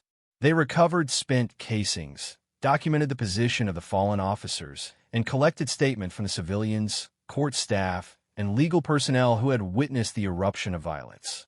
Every interview provided a piece of the puzzle, confirming the terrifying speed of the events. The emergence of the shooter from the courtroom, the immediate and fatal target selection, and the subsequent efforts of the unarmed officers to engage with a man who was already firing into the crowd. The investigators noted with painful clarity that the time elapsed from the first shot to the ultimate disarmament of the perpetrator was measured in seconds, not minutes. Yet during that interval, the lack of defensive capability had turned a secure government facility into a zone of complete tactical paralysis. The investigators meticulously cataloged the weapons available to the responders at the time: batons, radios, and bare hands, and contrasted these against the lethality of a 9mm weapon that had caused the devastation. This comparison, laid out in the official report, became the silent, objective argument for the massive legislative overhaul that would soon follow. As the investigation proceeded into the background of the shooter, the detectives uncovered the cold, premeditated nature of the act. Cialmo had not reacted to the verdict with a sudden, uncontrollable impulse alone. He had entered the building with the weapon already concealed, an act that indicated a fundamental rejection of the court's authority before the trial had even concluded. The investigation into his actions during the days leading up to the trial might have remained largely focused on his personal associations, but the detectives were deeply focused on the failure of the security screening protocols. How had a civilian been able to bypass the entrance safeguards with a lethal weapon? This question led the investigators through a review of the court's existing security infrastructure, which had relied on a mix of visual checks and the assumption of general public compliance, rather than the rigorous, technology-driven screening processes required in modern judicial environments. The investigation revealed that the security culture at the High Court had been built on a foundation of trust, a cultural vestige that had been completely overtaken by the rising tide of criminal violence that the territory had failed to acknowledge in its legislative and defensive policies. The internal inquiry also involved a deep, analytical review of the Department of Public Safety's command and control structure. The investigators examined the deployment orders, the staffing levels on the day of the trial, and the specific duties assigned to the security details. They found that Detective Lieutenant Brown had been assigned to a post that required a high level of physical engagement, yet he was provided with no tools that could enable him to match the force of an armed opponent. The investigation highlighted the bureaucratic hurdles that had prevented the modernization of the force, identifying the specific policy documents that explicitly prohibited the carrying of firearms by detectives and patrol officers. This wasn't merely a failure of a single individual or a single shift. It was a systemic failure that had been codified into the regulations of the territory, a legal relic that had been allowed to persist despite the changing nature of the crimes being committed within the islands. The detectives, in their official reports, did not mince words regarding this reality, documenting how the lack of proper equipment had directly impacted the survivability of the encounter. The process of collecting testimonies from the injured officers was perhaps the most difficult aspect of the entire investigation. These individuals, who had risked their lives to stop the shooter despite being essentially defenseless, were forced to relive the ordeal, describing the moments they saw their colleague fall and the desperate, frantic minutes they spent trying to contain the threat. Their accounts painted a picture of absolute professional courage, highlighting that even in the absence of lethal capability, the officers had executed their duty with selfless dedication. The investigators meticulously documented the injuries sustained by these officers, providing a graphic and undeniable medical record that underscored the danger they had faced. This information served as a vital component of the case against the perpetrator, reinforcing the charges of attempted murder and assault, but it also served a secondary, powerful purpose. It proved that the heroic actions of the police were not enough to overcome the fundamental lack of parity in the fight against an armed assailant. As the investigation reached its final stages, the detectives and legal advisors had compiled a comprehensive dossier that bridged the gap between the criminal act and the urgent need for systemic change. They had to ensure that the facts of the case were beyond reproach, as they knew that the information would be the catalyst for a fundamental rewriting of the territorial laws. The investigators ensured that every piece of physical evidence, the weapon, the casings, the ballistic reports, was secured with the highest standards of integrity. They documented the timeline of the shooting with a surgical precision that left no room for doubt regarding the perpetrator's intent or the helplessness of the victims. This was not just a case file. It was a forensic argument for reform, a document that detailed the specific, fatal consequences of the unarmed policy. By the time the investigation was handed over to the prosecutors, it was not merely a collection of charges. It was a clear, documented record of a policy-induced tragedy. The investigators themselves, having lived through the aftermath of the event and the slow, painful process of documenting it, found that their perception of the job had been permanently altered. The daily routine of patrolling the island, the standard procedures of their work, and the very concept of the uniform had been stripped of their previous innocence. They were now operating in a different reality, one where the silence of the courthouse plaza was a constant reminder of the price of the old way of doing things. They had seen what happens when the legal system is challenged by someone who recognizes no law, and they had seen what happens when the protectors of that system are denied the means to fight back. Their investigation provided the necessary evidence for the prosecution, but more importantly, It provided the undeniable, objective foundation for the end of the unarmed era. The case against Cialmo was the immediate focus, but the legacy of the investigation was the absolute, irrefutable mandate for the arming of the department, a mandate written in the blood of their fallen friend. They had done their duty, uncovering every detail of the disaster, and in doing so, they ensured that the sacrifice of Detective Lieutenant Brown would serve as the final, absolute trigger for the modernization of American Samoan law enforcement. The evidence they gathered was the final voice of the victim, calling out for a future where no officer would have to stand at the gates of justice with their hands empty against a killer. The meticulous detail of their reports, the exhaustive nature of their witness statements, and the unwavering focus on the systemic failure meant that their findings could not be ignored by the legislature or the executive, setting the stage for a transformation that would change the very nature of safety on the islands. The investigation had stripped away the illusions of the past, leaving only the cold, hard facts of the crime and the absolute necessity of a new, defensive, and properly equipped future for the men and women who would continue to stand guard. The judicial proceedings following the assassination of Detective Lieutenant Lucilla Brown took place within the very high court building that had served as the theater for the tragedy, a somber and haunting reminder of the event that had occurred just outside its doors. The trial of Cialmo Jr. was not merely a standard criminal prosecution. It was a societal reckoning, a formal examination of the breakdown of order and the ultimate price of a philosophy that had proven itself fatal. The legal proceedings were marked by a tense, heavy atmosphere, as the community watched to see how the judicial system would respond to the murder of one of its most dedicated and respected protectors. The prosecution, representing the territory and the family of the fallen officer, moved with absolute purpose, seeking to secure a definitive, final outcome that would offer at least a semblance of justice for the void left in the Department of Public Safety.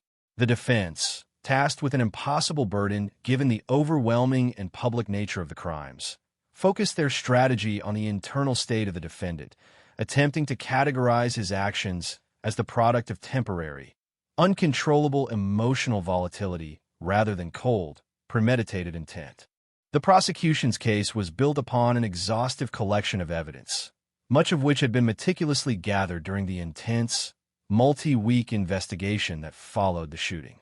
Every piece of testimony was presented to illustrate the calculated nature of the crime, countering the defense's narrative of spontaneous rage with the facts of the defendant's actions. The witnesses, including the surviving officers who had been wounded in the plaza, provided harrowing, first-hand accounts of the attack, describing the sight of their colleague being targeted and the subsequent deliberate fire directed at them. Their presence in the courtroom was a powerful, silent testimony to the severity of the incident. They stood as the living survivors of a system that had failed, their injuries serving as visible, permanent reminders of the day that changed the landscape of law enforcement. The prosecution skillfully guided the court through the timeline of the shooting, showing how Cialmo had not been a passive victim of his own emotions, but an active, armed participant who had sought to destroy the very symbols of law that were trying to bring him to justice.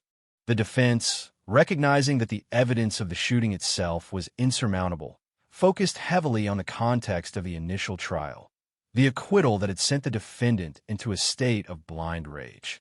They sought to portray the event as a tragic explosion of grief and frustration, arguing that the defendant had been driven by a temporary, extreme emotional disturbance that had stripped him of his ability to reason.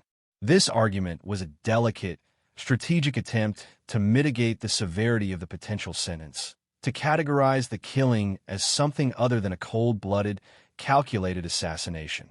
The defense attorneys sought to humanize their client, placing his actions within the context of the deep, painful grievances that had been voiced during the original assault trial. They leaned into the intense, interconnected nature of the island's social structure, trying to frame the murder not as an attack on the rule of law, but as the final, disastrous outcome of a personal tragedy. However, this strategy faced a massive, insurmountable obstacle: the presence of the firearm. The fact that the defendant had walked into the courthouse with a concealed, loaded weapon demonstrated a level of preparation and intent that was impossible to reconcile with the theory of a spontaneous, emotional reaction. The jury, composed of members of the community who had lived through the collective trauma of the event, listened to the arguments with a focus that was both intense and deeply somber. They were the representatives of the very society that had been shocked by the death of Lieutenant Brown, and their role was to weigh the evidence against the moral and legal expectations of the territory. The testimony regarding the lack of weaponry for the police, while not directly mitigating the defendant's guilt, created a powerful, silent narrative in the room. The contrast between the unarmed, brave officers and the lethal capability of the defendant was central to the collective understanding of the trial. The jury recognized that the murder was not just an individual act of violence, but a systemic assault on the people whose duty it was to protect the public. The prosecution's argument that justice demanded a response commensurate with the gravity of the crimes resonated with the jury's own sense of loss and their need for a stable, protected society. The closing arguments brought the trial to its climax, with both sides presenting their final, desperate appeals to the jury's sense of justice and their interpretation of the defendant's mental state. The prosecution emphasized the permanent, irreversible nature of the harm, the life of a veteran officer lost, the trauma of the wounded, and the shattered sense of security for the entire island. They appealed to the principle of accountability, stating that no amount of personal grief or emotional provocation could ever justify the taking of human life, especially the life of a public servant acting in the performance of his duty. The defense, in their final statement, clung to the narrative of the defendant's emotional collapse, hoping to find a sympathetic resonance within the jury. But the weight of the facts was simply too heavy to be shifted. The jury deliberations, though conducted in the private, quiet chambers of the court, were clearly reflective of a society that was ready to demand a definitive conclusion. They rejected the defense's attempts to excuse the violence, recognizing it for what it was, a premeditated, lethal act of defiance against the rule of law. When the verdict was read, the courtroom was absolute in its silence, the weight of the decision hanging in the air. The defendant was found guilty on all counts, including first-degree murder, attempted first-degree murder, and illegal possession of a weapon.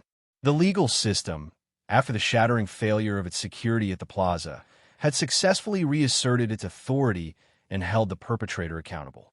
The sentencing phase, which followed the conviction, was the final, critical step in the judicial process. Given the severity of the crimes and the territory's strict prohibition on the death penalty, the sentencing judge faced a singular, uncompromising decision: to ensure that justice was served and to provide the community with a sense of closure. The court handed down the most severe penalty available, a sentence of life imprisonment without the possibility of parole. This was not just a punishment. It was a clear, definitive statement that the society would not tolerate the violation of its institutions and the loss of its protectors. The reaction to the sentencing was one of somber, quiet finality. The family of Detective Lieutenant Brown, who had sat through the entire process with a dignified and painful resilience, were at least able to see the legal system fulfill its duty. The members of the Department of Public Safety, who had been present throughout the trial, were able to witness the formal accountability of the man who had taken their colleague, although the sentence could never replace the person they had lost. For the defendant, the sentence represented the permanent end of his life as a member of society, a consequence that was universally accepted as just and necessary. The trial had been a rigorous, formal test of the system's ability to respond to a major, violent threat, and it had ultimately reaffirmed the authority of the law. However, the trial had also acted as a mirror, forcing the territory to look at its own policies and confront the reality of how vulnerable its previous system of unarmed policing had left its officers. As the judicial proceedings came to a close, the focus of the community shifted from the courtroom to the broader implications of the tragedy. The trial had done its part, delivering a verdict and a sentence that were rooted in the reality of the crime. But the lessons learned during the process were far broader than the specific case of Cialmo Jr. The trial was the final chapter in the story of the unarmed era, the legal punctuation mark that confirmed the necessity of the coming changes. The judge, the jurors, and the families who had endured the process left the courthouse with a shared understanding that the system could not continue in the same way. They had seen the failure of the past in the face of the present, and they had participated in the legal resolution that would pave the way for a more secure and better protected future for all.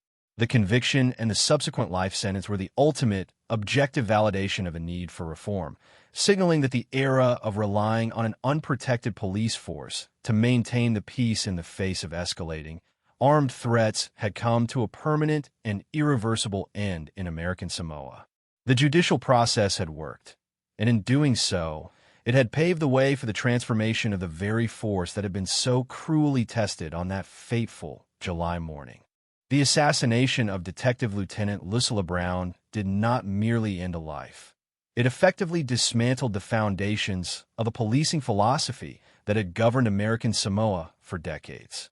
In the immediate wake of the violence, the territory was plunged into a period of profound mourning and intense, uncomfortable introspection.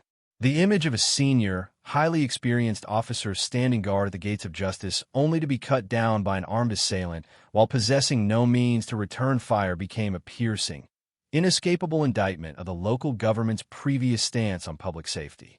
The tragedy acted as an ultimate, devastating catalyst, forcing a legislative and executive body that had long been comfortable with the status quo to finally confront the lethal, modern reality of the criminal environment they were overseeing. The Fono, the territorial legislature, was suddenly under immense, unified pressure to act, and the resulting discourse was characterized by a rare and urgent consensus that the fundamental protection of the public and the police themselves could no longer be left to chance or to the fading promise of unarmed authority.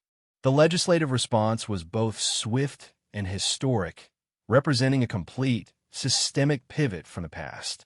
The governor and the leadership within the Department of Public Safety recognized that the policy of keeping weapons locked away in a central armory was no longer a symbol of peaceful order, but a direct, structural contribution to the danger faced by every officer on the street.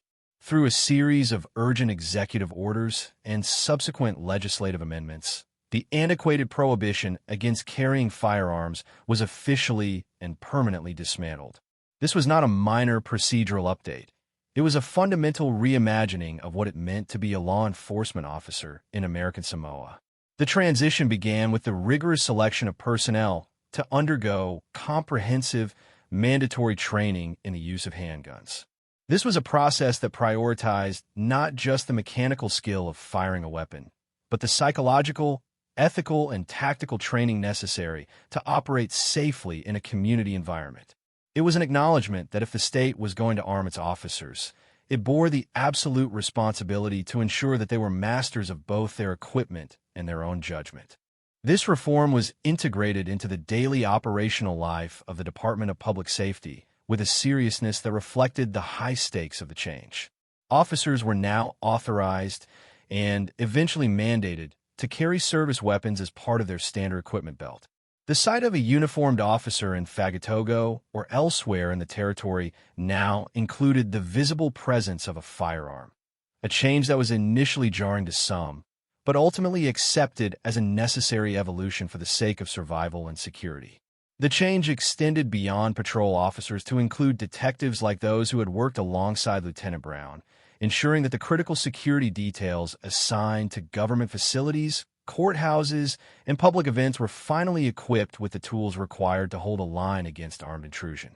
This transformation was a direct, living tribute to the man who had lost his life for the sake of the old, broken way, and it marked the definitive end of the era where the badge alone was expected to be a sufficient shield against lethal force.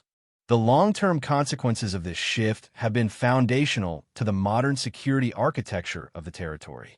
The ability of the police to respond to active threats is now fundamentally different, as they are no longer left in a position of complete tactical vulnerability when confronted by an armed individual. The legislative changes also spurred a broader modernization of the department, leading to improved protocols for threat assessment, better communication technology, and a more robust approach to the overall security of public institutions. The courthouse itself, the site of the tragedy, underwent a radical transformation in its security screening process, implementing technologies and procedures that would prevent any individual from entering with a concealed weapon. The combination of an armed, trained police force and a secure, technology-fortified, judicial environment represents the ultimate, institutional answer to the chaos of that July morning. These measures ensure that the tragic loophole that had allowed Cialmo Jr. to strike is no longer available to any future perpetrator who might harbor such destructive intent. Reflecting on the legacy of the assassination reveals a complex intersection of immense individual loss and necessary systemic advancement. The life of Detective Lieutenant Brown, his 2 decades of service, and the particular courage he displayed are now etched into the historical record of the territory, not just as a tragedy, but as the final, absolute trigger for the modernization of its protective forces. The weight of his sacrifice is felt in every officer who now carries their weapon as a standard, protective part of their uniform. It is remembered in every training session that emphasizes the importance of defensive readiness, and it is honored every time an officer stands at the entrance to a public building, secure in the knowledge that they are properly equipped to defend their life and the lives of those they serve. The shift from the unarmed model to the current, proactive security framework is the enduring answer to the question of how a community responds to the sudden, violent erasure of its peaceful ideals. The internal reflection within the Department of Public Safety has been just as significant as the external legislative changes. The culture of the department has evolved, moving from a reliance on passive authority to a professional, proactive standard of defensive preparedness. The officers of today understand that their job involves risks that are impossible to fully mitigate without the right tools and training, and they carry the legacy of the 2010 incident as a constant reminder of the importance of vigilance and professional development. The personal stories of the men and women who were present during the shooting and the memory of the veteran who died that day serve as the core of the department's institutional knowledge, reinforcing the value of their current status and the essential need for constant readiness. The transition to an armed force was never about the desire for aggression, but about the hard-learned realization that true public service requires the capacity for self-defense. This balance is what defines modern law enforcement in American Samoa, a testament to the difficult journey the territory has taken from the innocence of the past to the security-conscious reality of the present. The legacy of the case is also found in the permanent psychological shift that occurred within the island community. The trust that the public once placed in the unarmed police, a trust that was grounded in a sense of community protection, has been replaced by a more sophisticated, modern reliance on a force that is visibly and structurally prepared to handle the realities of the modern world. This shift has not diminished the connection between the police and the citizens, but rather strengthened it by providing a more stable and effective foundation for mutual respect. The citizens of American Samoa now understand that the protection they enjoy is backed by a professional, equipped, and dedicated force that is no longer asked to perform the impossible. This collective understanding is perhaps the most significant, intangible result of the changes that followed the shooting, as it aligns the expectations of the community with the realities of the professional police service. As time moves forward, the assassination of Detective Lieutenant Lucilla Brown remains the defining event of the modern territorial law enforcement narrative. It is the story of a man whose dedication to service was greater than the flaws of the system that employed him, and it is the story of a society that, when faced with the ultimate test of its peaceful values, had the courage to change what was necessary to protect the future. The memory of the event is kept alive through the formal procedures of the department, the continued training of its officers, and the lasting, institutionalized reforms that were born from the tragedy.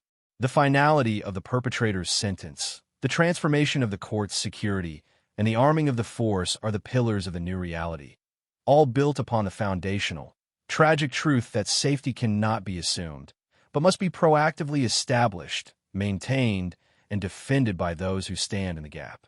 The legacy of that day is a territory that is more resilient, a police force that is more capable, and a sense of justice that is more grounded in the reality of the human condition, all standing in the quiet, profound shadow of a veteran detective who simply and heroically stood his post until the very end. The shift in law, the change in procedure, and the hardening of security are the tangible results. But the true, deep impact is the ongoing commitment to the protection of the community that Lieutenant Brown served for 2 decades, a commitment that now has the strength and the means to endure against any future threat that may emerge from the darkness. The era of the unarmed officer is firmly and permanently closed, serving now only as a historical warning of the limits of idealism when confronted by the hard, cold reality of violence, a warning that ensures the ongoing, active protection of the people of American Samoa for generations to come. The resonance of the tragedy involving Detective Lieutenant Lucilla Brown extends far beyond the administrative reforms and the courtroom verdicts that followed. It exists within the collective memory of a society that was forced to confront the violent erasure of its own innocence. In the years that have passed since that day in Fagatogo, the narrative of the event has solidified into a foundational lesson for every generation of law enforcement officers who have since joined the Department of Public Safety. The transition from an unarmed force to one that is properly equipped is not merely a technical change in the inventory of the armory. It is a profound psychological and cultural evolution that redefined the relationship between the protector and the protected. For those who wore the uniform in the era before the shooting, the memory of that day remains a raw, ever-present reminder of the fragility of the badge in a world where the rules of engagement can change in a heartbeat. For those who joined after the reforms, the story of Lieutenant Brown serves as the definitive justification for the standards of training, the discipline of carry, and the constant, vigilant mindset that now defines their professional existence. The transformation of the courtroom plaza into a site of modern, high-security surveillance and physical access control is perhaps the most visible indicator of this permanent shift. The steps that were once an open, accessible threshold of the judicial process are now protected by layers of security that mirror those found in the most advanced legal jurisdictions across the globe. This physical hardening of the courthouse represents the community's refusal to ever again allow the chaotic impulses of the outside world to penetrate the sanctity of the legal process. It is a daily, functional acknowledgement that the peace of the judicial system is something that must be actively defended, not merely assumed through the presence of tradition. When visitors pass through the metal detectors and observe the watchful, armed presence of the security detail, they are participating in a system that has internalized the lesson of the past, that the rule of law requires a physical, equipped barrier to exist at all in an unpredictable world. Beyond the physical architecture and the official policy, the legacy of Lieutenant Brown is found in the continued, solemn observances that mark the anniversary of his passing. These moments of silence and reflection are not just for the family who lost a beloved father and husband, but for the entire Department of Public Safety. They serve to reinforce the identity of the force, grounding it in the reality of the sacrifice that made their current capabilities possible. The act of remembrance is a powerful, unifying force, keeping the reality of the danger the job entails at the forefront of the officers' minds. It ensures that the transition to an armed force is never taken for granted, and that the responsibility associated with carrying a weapon is viewed with the gravity it deserves. The tradition of honoring Lieutenant Brown is the heartbeat of the modern department, providing a continuity that links the past, with all its tragic failures, to a future that is defined by professional readiness and resilience. Furthermore, the impact of the tragedy on the broader community of American Samoa cannot be overstated. The public's perception of the police force has undergone a quiet but significant maturation. In the days of the unarmed era, the public's respect for the police was rooted in a traditional, almost familial trust that was deeply linked to the island's culture. Today, that respect is reinforced by a modern recognition of the police as professionals who are engaged in a high-risk, vital service that directly protects the stability of the territory. The community recognizes that the officers who now stand on the streets or at the entrances of public buildings are carrying the weight of the past, and this shared understanding has created a new, more robust bond. The citizens know that the current defensive stance of the police is not an expression of hostility, but a reflection of a societal commitment to ensuring that the tragedies of the past remain in the past. This alignment between the public and the police is a key component of the overall security of the islands, as it fosters an environment of cooperation and mutual recognition of the stakes involved. The educational aspects of this legacy are particularly significant. The training academies in the territory have integrated the study of the 2010 shooting into their core curriculum, utilizing it as a case study for the necessity of situational awareness, defensive tactics, and the importance of professional equipment. Every new recruit who passes through the academy is taught the history of Lieutenant Brown, ensuring that the lessons of his sacrifice are passed down to those who will carry the badge in the years to come. This ensures that the modernization of the force is not just an organizational mandate, but a deeply embedded part of the culture of the institution. The recruits learn not only the technical skills required to operate safely, but also the ethical framework that demands such skills be used with the utmost responsibility and care. This educational cycle is the final, ultimate answer to the systemic failures of the past, ensuring that the department's institutional knowledge is robust, accurate, and deeply respectful of the price that was paid for its current capabilities. As the territory looks toward the future, the lessons derived from the assassination remain the primary reference point for its ongoing security strategy. The world continues to evolve, and the threats facing any society, regardless of its geographic isolation, are becoming more complex and unpredictable. The ability of the Department of Public Safety to adapt to these new challenges is predicated on the foundation that was built in the wake of the 2010 tragedy. The proactive posture, the investment in modern defensive technology, and the uncompromising commitment to officer safety are the parameters within which the territory now operates. The vulnerability that once defined the life of a patrol officer or a detective in Fagatogo has been replaced by a system of comprehensive, institutionalized protection. This is not to say that the job is now devoid of risk. The nature of policing ensures that it will always be a dangerous endeavor. But the character of that risk has been managed, understood, and mitigated to the greatest extent possible through the actions taken in the aftermath of the shooting. The story of the assassination of Detective Lieutenant Lucilla Brown is, at its heart, a narrative about the evolution of justice and the brutal process by which societies must sometimes discard outdated ideals to preserve the actual, lived reality of peace. It is the story of a man whose service was a bridge between two worlds and whose death became the final, necessary cost of crossing from one to the other. His life was marked by a commitment that was singular in its depth, a devotion to the people of American Samoa that transcended the risks of his environment. His final act, standing his post until the very end, is the enduring image that continues to inform the mission of the Department of Public Safety. He remains a figure of quiet, persistent courage, the man who held the line until the line was permanently reinforced for those who followed in his footsteps. His name is synonymous with the transition to a modern, protected society, and his legacy is found in every aspect of the safety and order that the people of the territory enjoy today. The culmination of this long, arduous journey is a territory that is profoundly changed. The Fagatogo of today is a place where the rule of law is not merely a concept discussed within the walls of a courtroom, but a reality that is actively and effectively defended by the men and women who serve in the Department of Public Safety. The peace that exists is a peace that is earned, maintained, and safeguarded by a force that is no longer asked to sacrifice its own existence for the sake of an unrealistic and fatal adherence to the past. The transformation is complete, leaving behind a history that is documented with absolute precision and a future that is secured by the lessons learned.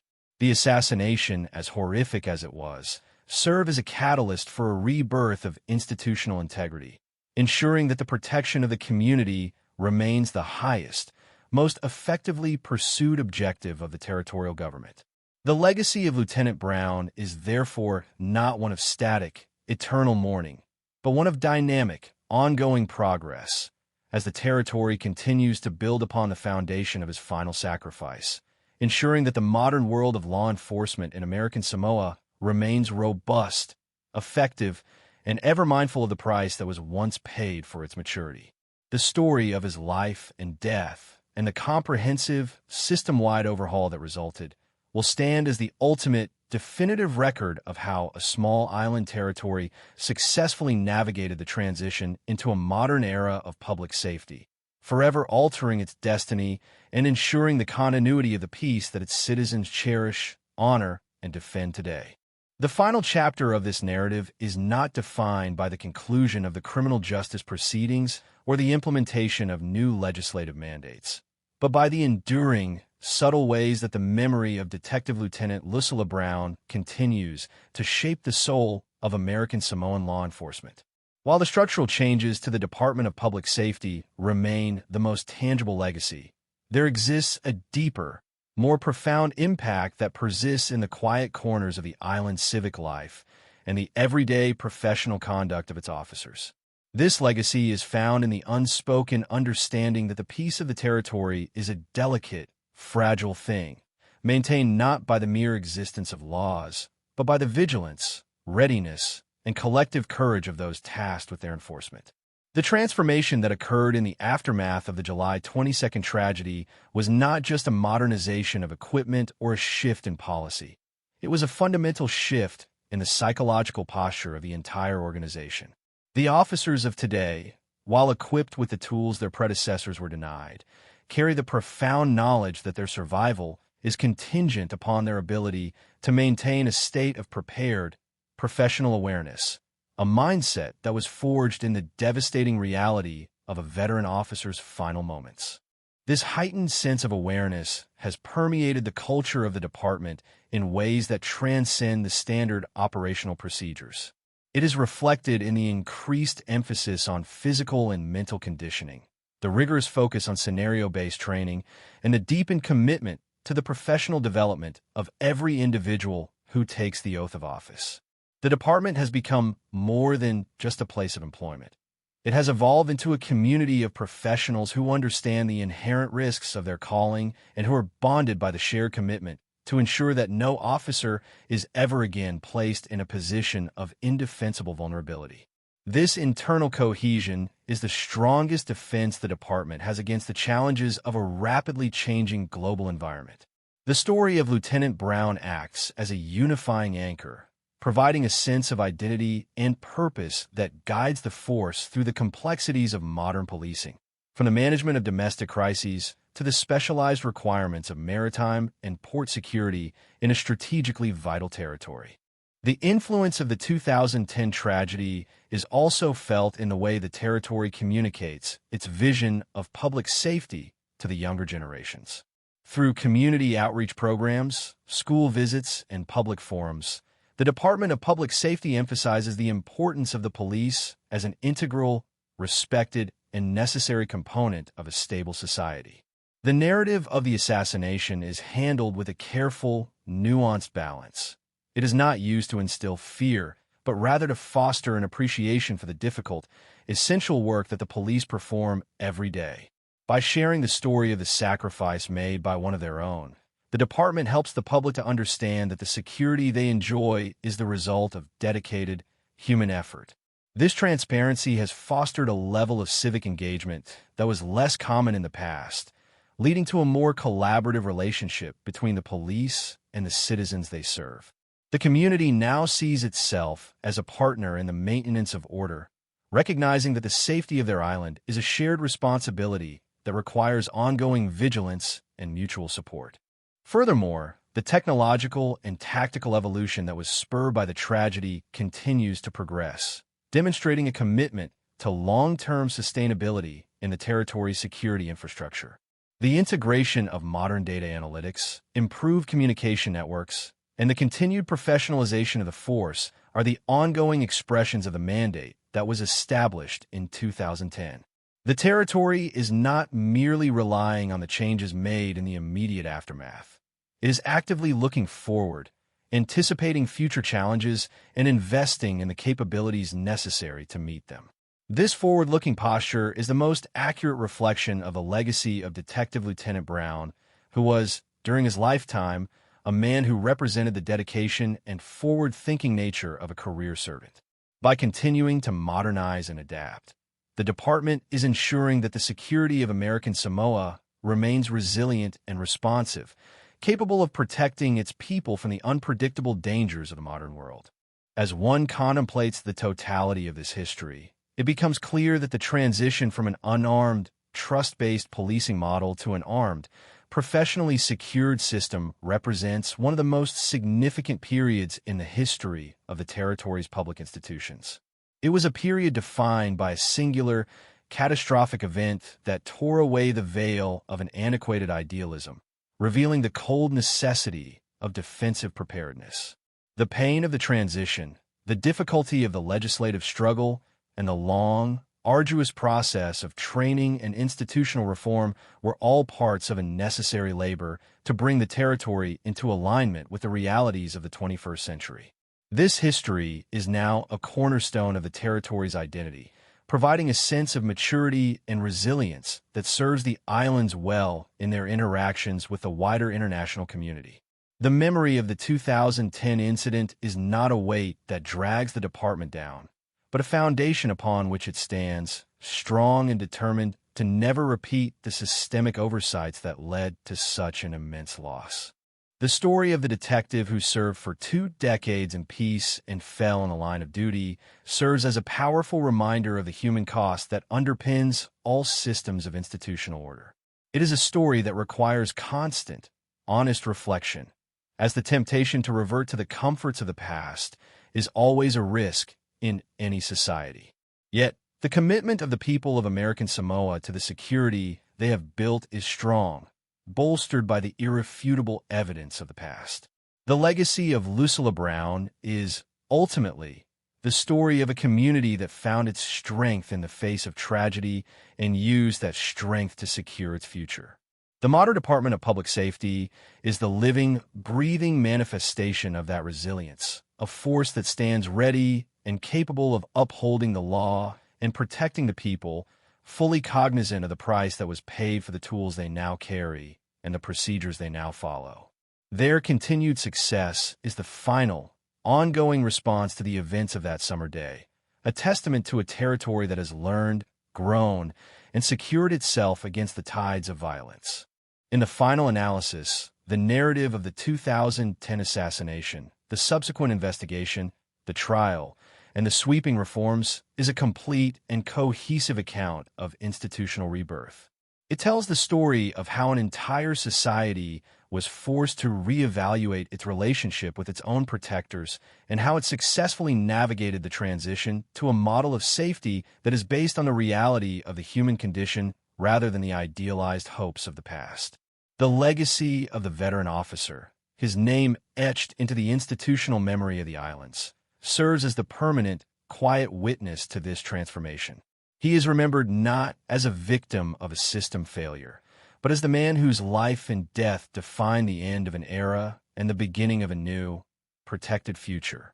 The continuity of the peace that exists in Fagatogo today is the direct result of the changes that were catalyzed by his loss, ensuring that the legacy of his service is not lost in time, but is instead renewed every single day by the officers who stand where he once stood, equipped, trained, and ready to meet the future with the professional resolve that his sacrifice demanded.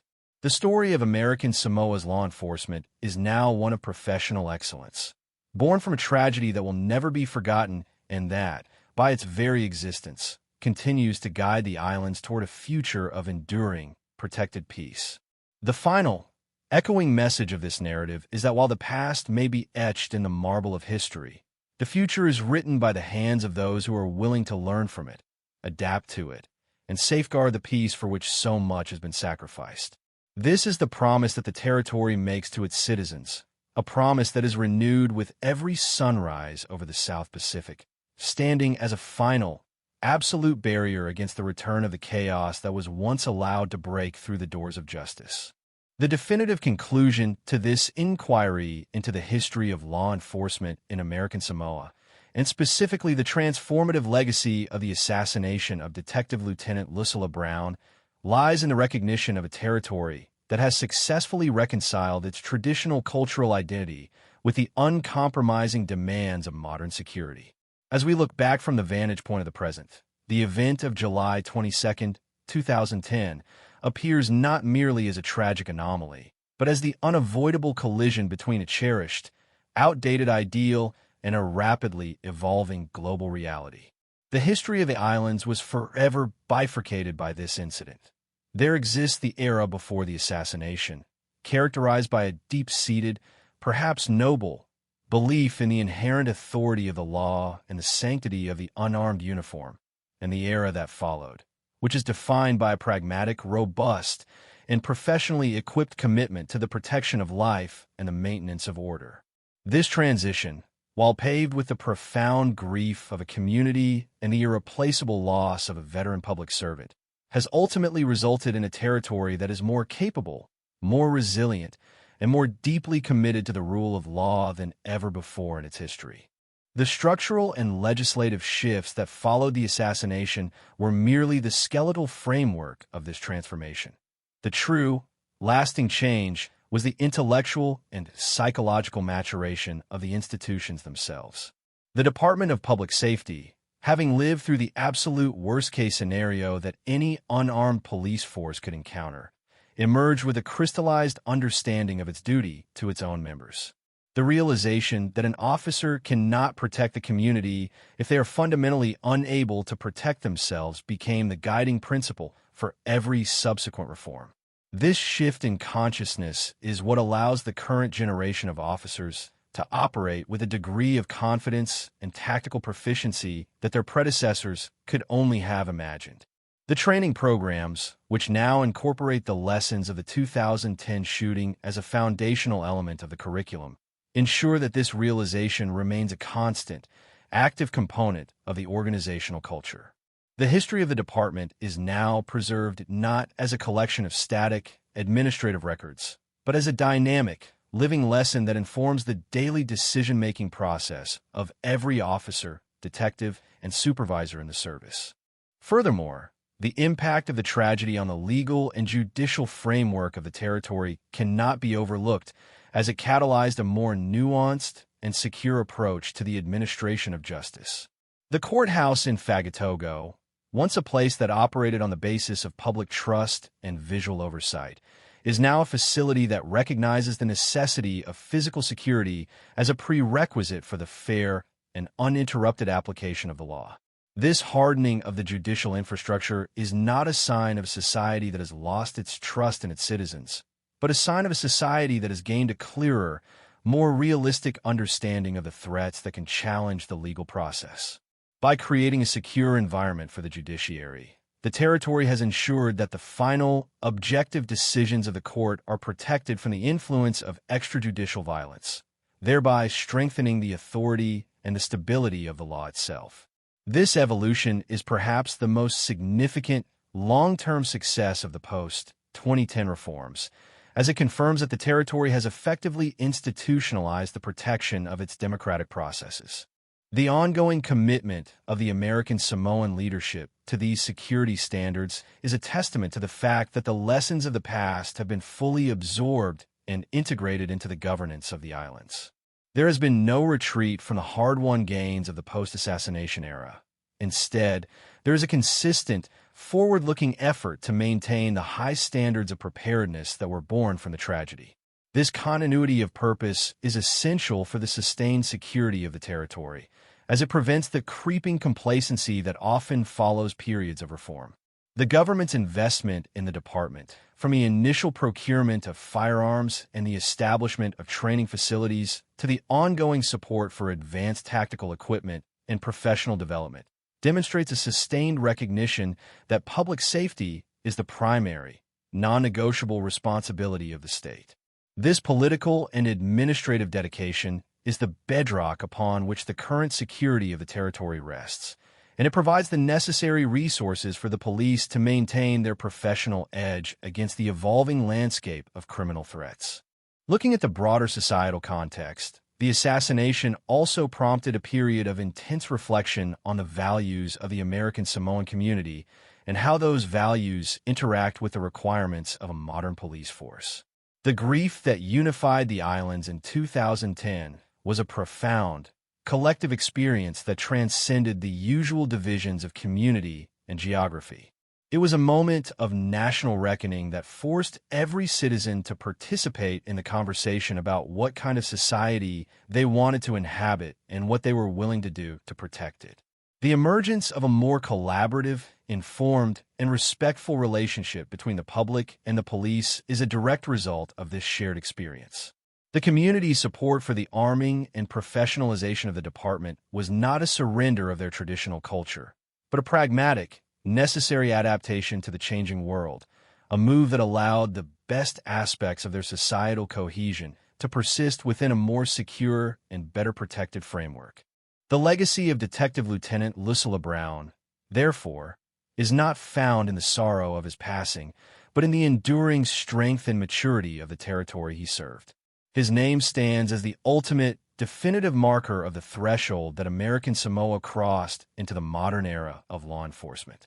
The sacrifice of his life was the catalyst for the birth of a more robust, capable, and resilient protective system, one that ensures the continued stability and safety of the islands for every generation to come. The narrative of his career, from his 20 years of unarmed, dedicated service to the tragic event that concluded his life, is a story that encapsulates the fundamental shift in the territory's history. It is a story that requires constant, honest, and respectful remembrance, for it is within that remembrance that the legitimacy and the purpose of the current system are found. The Department of Public Safety that exists today is a legacy of his life's work, a force that stands as a professional, prepared, and committed guardian of the very people he loved and served for so many years. In finality, the progression of this narrative, from the calm, routine duties of the early morning in Fagatogo to the sweeping, systemic changes that followed the investigation and the trial, provides a complete and comprehensive understanding of the transformation of American Samoan law enforcement.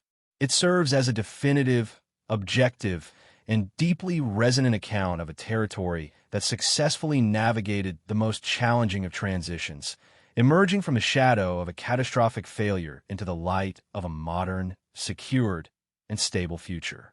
The lessons learned, the changes made, and the strength that has been built are the definitive outcomes of this history, creating a secure foundation that will endure long into the future. The story of Lieutenant Brown will always be the starting point for any discussion of the territory's security, and the ongoing, professional success of the department will always be the primary, living monument to his memory. This is the ultimate, final resolution to the tragedy of July 22nd. A territory that is secure, a police force that is prepared, and a community that is united in its commitment to the peace that is now and will forever be, guarded by the resolve of those who are ready to stand in the gap, fully equipped and profoundly dedicated to the vital work of protecting the public's safety and the rule of law. As the final chapter of this profound chronicle closes, it is necessary to synthesize the entirety of the transformation that American Samoa underwent following the assassination of Detective Lieutenant Lucilla Brown.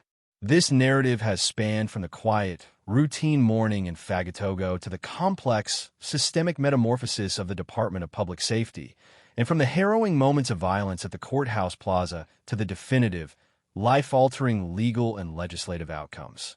The legacy of this event is now etched into the very fabric of the territory, serving as a permanent, immovable foundation for the modern security architecture that protects the citizens today. It is a legacy that transcends the mere implementation of new policies or the acquisition of new equipment. It is a legacy of institutional maturity, a collective recognition that the preservation of order and the protection of justice require a proactive, defensible, and professionalized approach that respects the inherent risks of the law enforcement profession.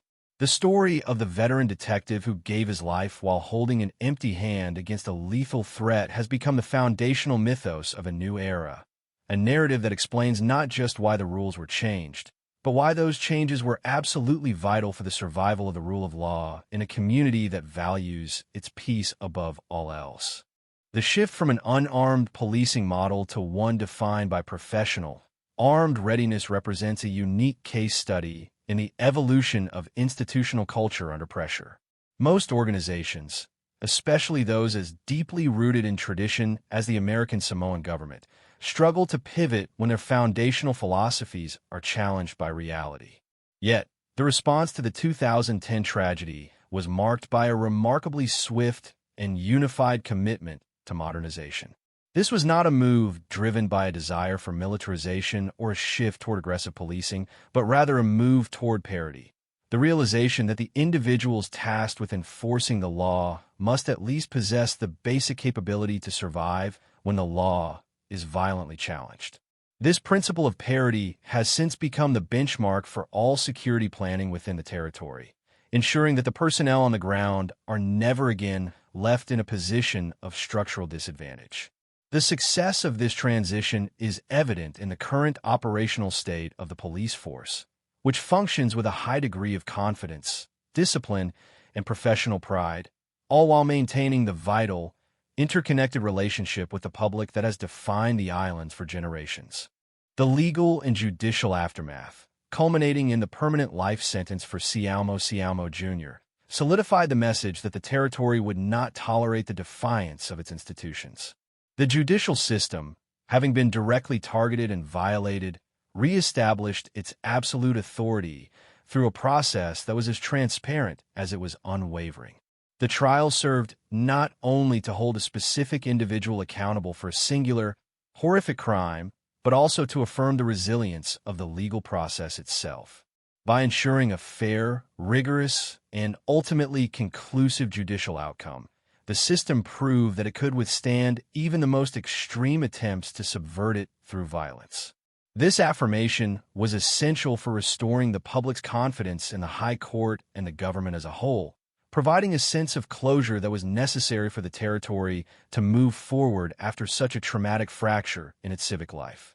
The sentence, which remains one of the most severe ever handed down in the jurisdiction, stands as a quiet, perpetual testament to the gravity of the crime and the refusal of the society to compromise its values in the face of such a direct, lethal challenge. Furthermore, the integration of this history into the educational and training framework of the Department of Public Safety ensures that the institutional memory of the event will never fade.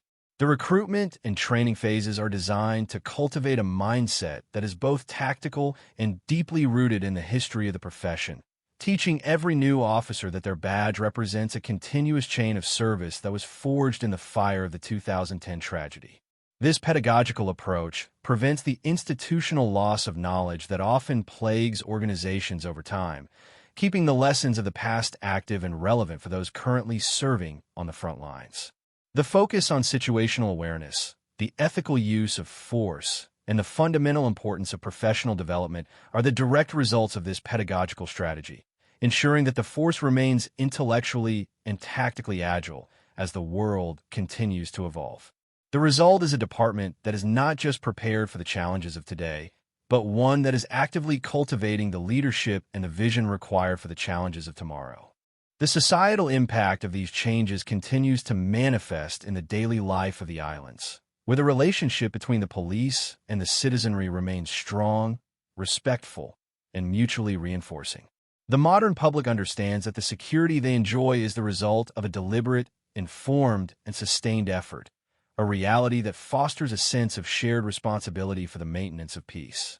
This societal alignment is perhaps the most significant, intangible indicator of the success of the post-2010 reforms, as it demonstrates that the community has successfully navigated the shift from an idealized, passive trust to a grounded, informed confidence in their protective institutions.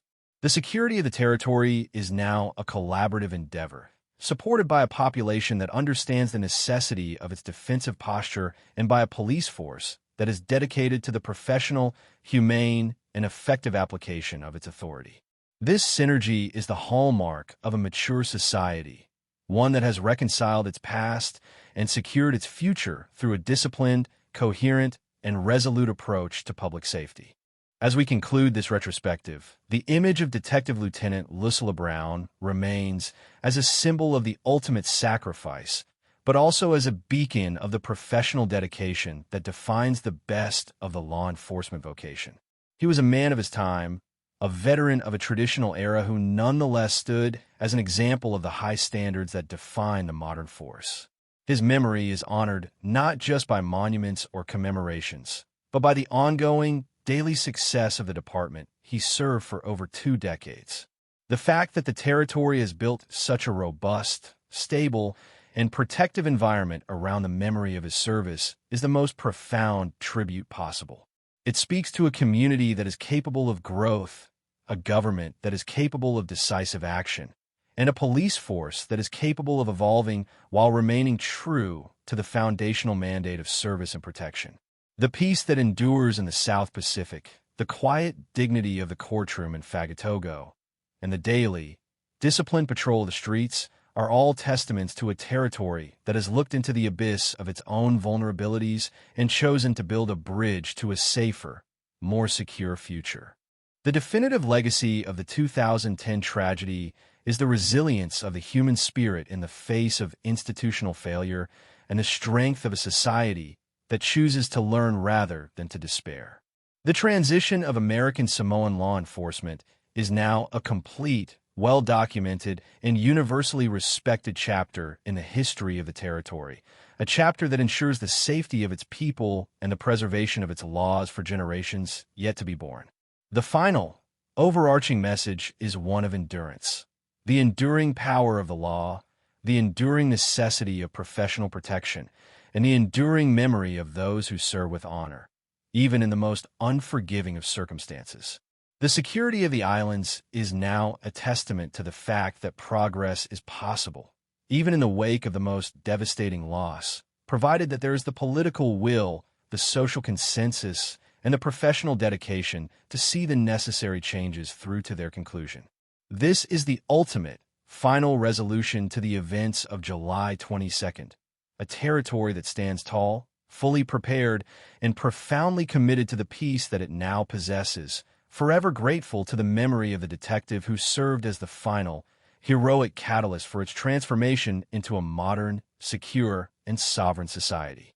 The record is clear, the transformation is realized, and the peace is secure, standing as the eternal monument to the service of a true, dedicated guardian of the public safety.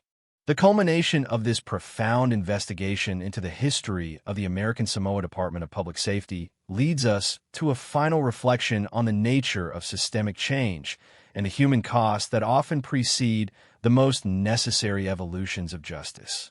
The arc of this story, beginning with the routine, tranquil atmosphere of a judicial morning in Fagatogo and ending with the modern, hardened reality of today's territorial security, serves as a poignant reminder that stability is rarely a static state of being.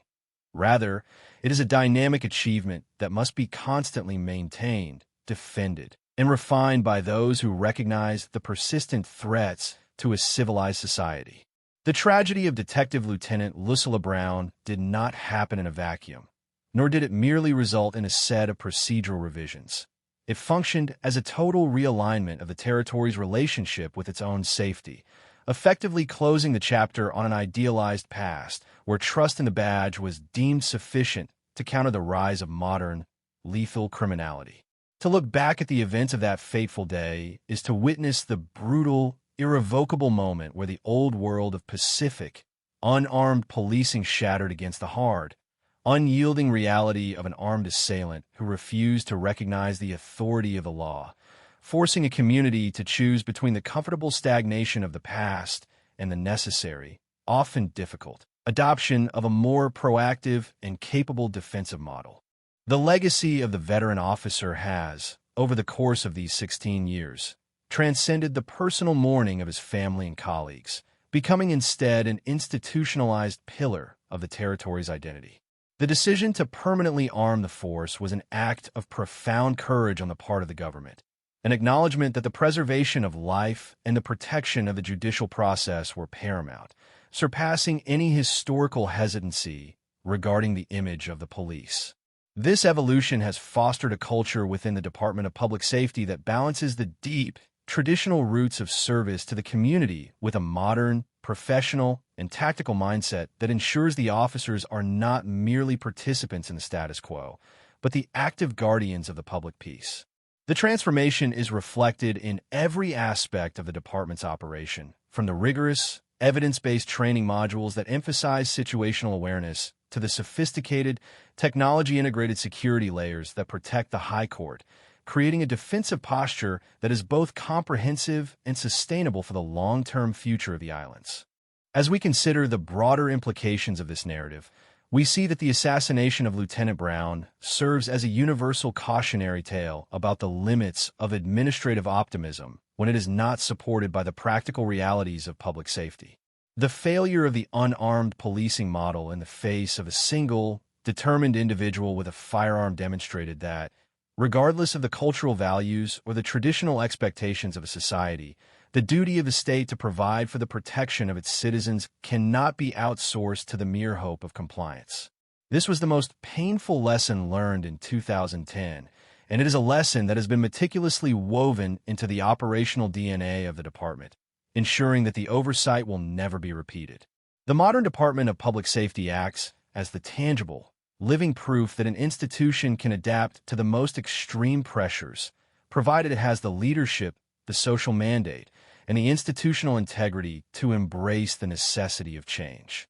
The fact that the territory now maintains a force that is prepared to meet any eventuality, while still preserving the community-oriented spirit that characterized the career of Lieutenant Brown, is a testament to the success of this transition. The judicial resolution of the case, which resulted in the lifelong incarceration of the perpetrator, was equally vital to the territory's recovery and the restoration of public order. By adhering strictly to the processes of the law, even when the law itself had been the target of such an egregious assault, the judicial system reaffirmed its status as the bedrock of the community. The trial of Sialmo Jr. stands as a definitive moment in American Samoan legal history, representing the absolute refusal of the territory to allow violence to dictate the outcomes of justice or the governance of its public spaces. This adherence to the rule of law, even in the shadow of a personal and institutional tragedy, is what separates a society that is governed by the principles of justice from one that is subject to the volatility of vengeance. The memory of the trial continues to be a guiding light for the judiciary, emphasizing that the sanctity of the courtroom must be protected at all costs, and that those who seek to violate that sanctity will face the full, unyielding weight of the territorial justice system, without exception or reprieve. Moreover, the collective memory of the islands has been permanently altered, fostering a society that is more attuned to the nuances of security and the value of professional, capable law enforcement.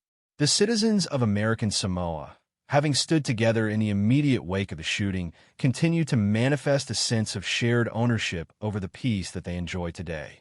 This unity is the most enduring aspect of the tragedy, as it provides a stable and reliable foundation for the future of the islands. The modern environment of safety that now characterizes Fagatogo is not an accidental outcome, but the deliberate, sustained result of a community that decided, in the face of immense pain, to build a future that would be defined by resilience, professional competence, and an unwavering commitment to the protection of the innocent. This commitment is the true, lasting memorial to Detective Lieutenant Brown, and it continues to be renewed with every passing year as the department upholds the high standards that were born of the tragedy he endured in the final moments of his life. In our final assessment of this history, the narrative of the 2010 assassination and the subsequent rebirth of the territory's policing infrastructure emerges as a profound and instructive account of institutional rebirth. It is a story that captures the intersection of personal sacrifice and systemic progress, demonstrating how the death of a dedicated public servant can serve as the final, absolute trigger for the modernization of a society's protective institutions. The transition is complete, the records are established, and the security of the territory is secured, leaving us with a final image of a system that has emerged from the darkness of failure into the steady light of professionalized, disciplined, and capable public service. The legacy of Lucilla Brown will never be forgotten. It is a permanent part of the territory's history, embedded in the training of the officers, the security of the courts, and the collective spirit of the people he served with such quiet, consistent, and heroic distinction. He remains the definitive figure of the island's transition, a man whose service spanned the entirety of an era, and whose ultimate sacrifice provided the impetus for the creation of a modern, secure, and sovereign society that continues to stand on the foundation of his final, steadfast stand. The final word on this matter must belong to the legacy of the service itself, the continuity of the rule of law, the resilience of the community, and the ongoing professional dedication of the men and women who have taken up the badge since that day. Their work is the living response to the tragedy, a testament to the reality that a society can be changed by the events of a single day, but that it is ultimately defined by how it chooses to remember, learn, and grow from those events. The peace of American Samoa is now, and shall forever be, a peace that is actively guarded, a peace that is understood as the most precious, fragile commodity of a civilized people, and a peace that is honored by the constant vigilance of those who stand in the gap. The narrative of the 2010 incident is closed, yet its implications continue to echo in every tactical formation, every judicial decree, and every quiet, vigilant patrol across the islands. This is the ultimate final resolution, a testament to a society that has emerged from the crucible of tragedy as a more secure, more capable, and more unified entity, forever dedicated to the protection of the public safety and the enduring legacy of the detective who paid the highest price so that his colleagues and his community might live in a safer and more protected future, safe from the chaos that was once allowed to visit the steps of their temple of justice. The story is complete, the duty is fulfilled, and the peace is held fast.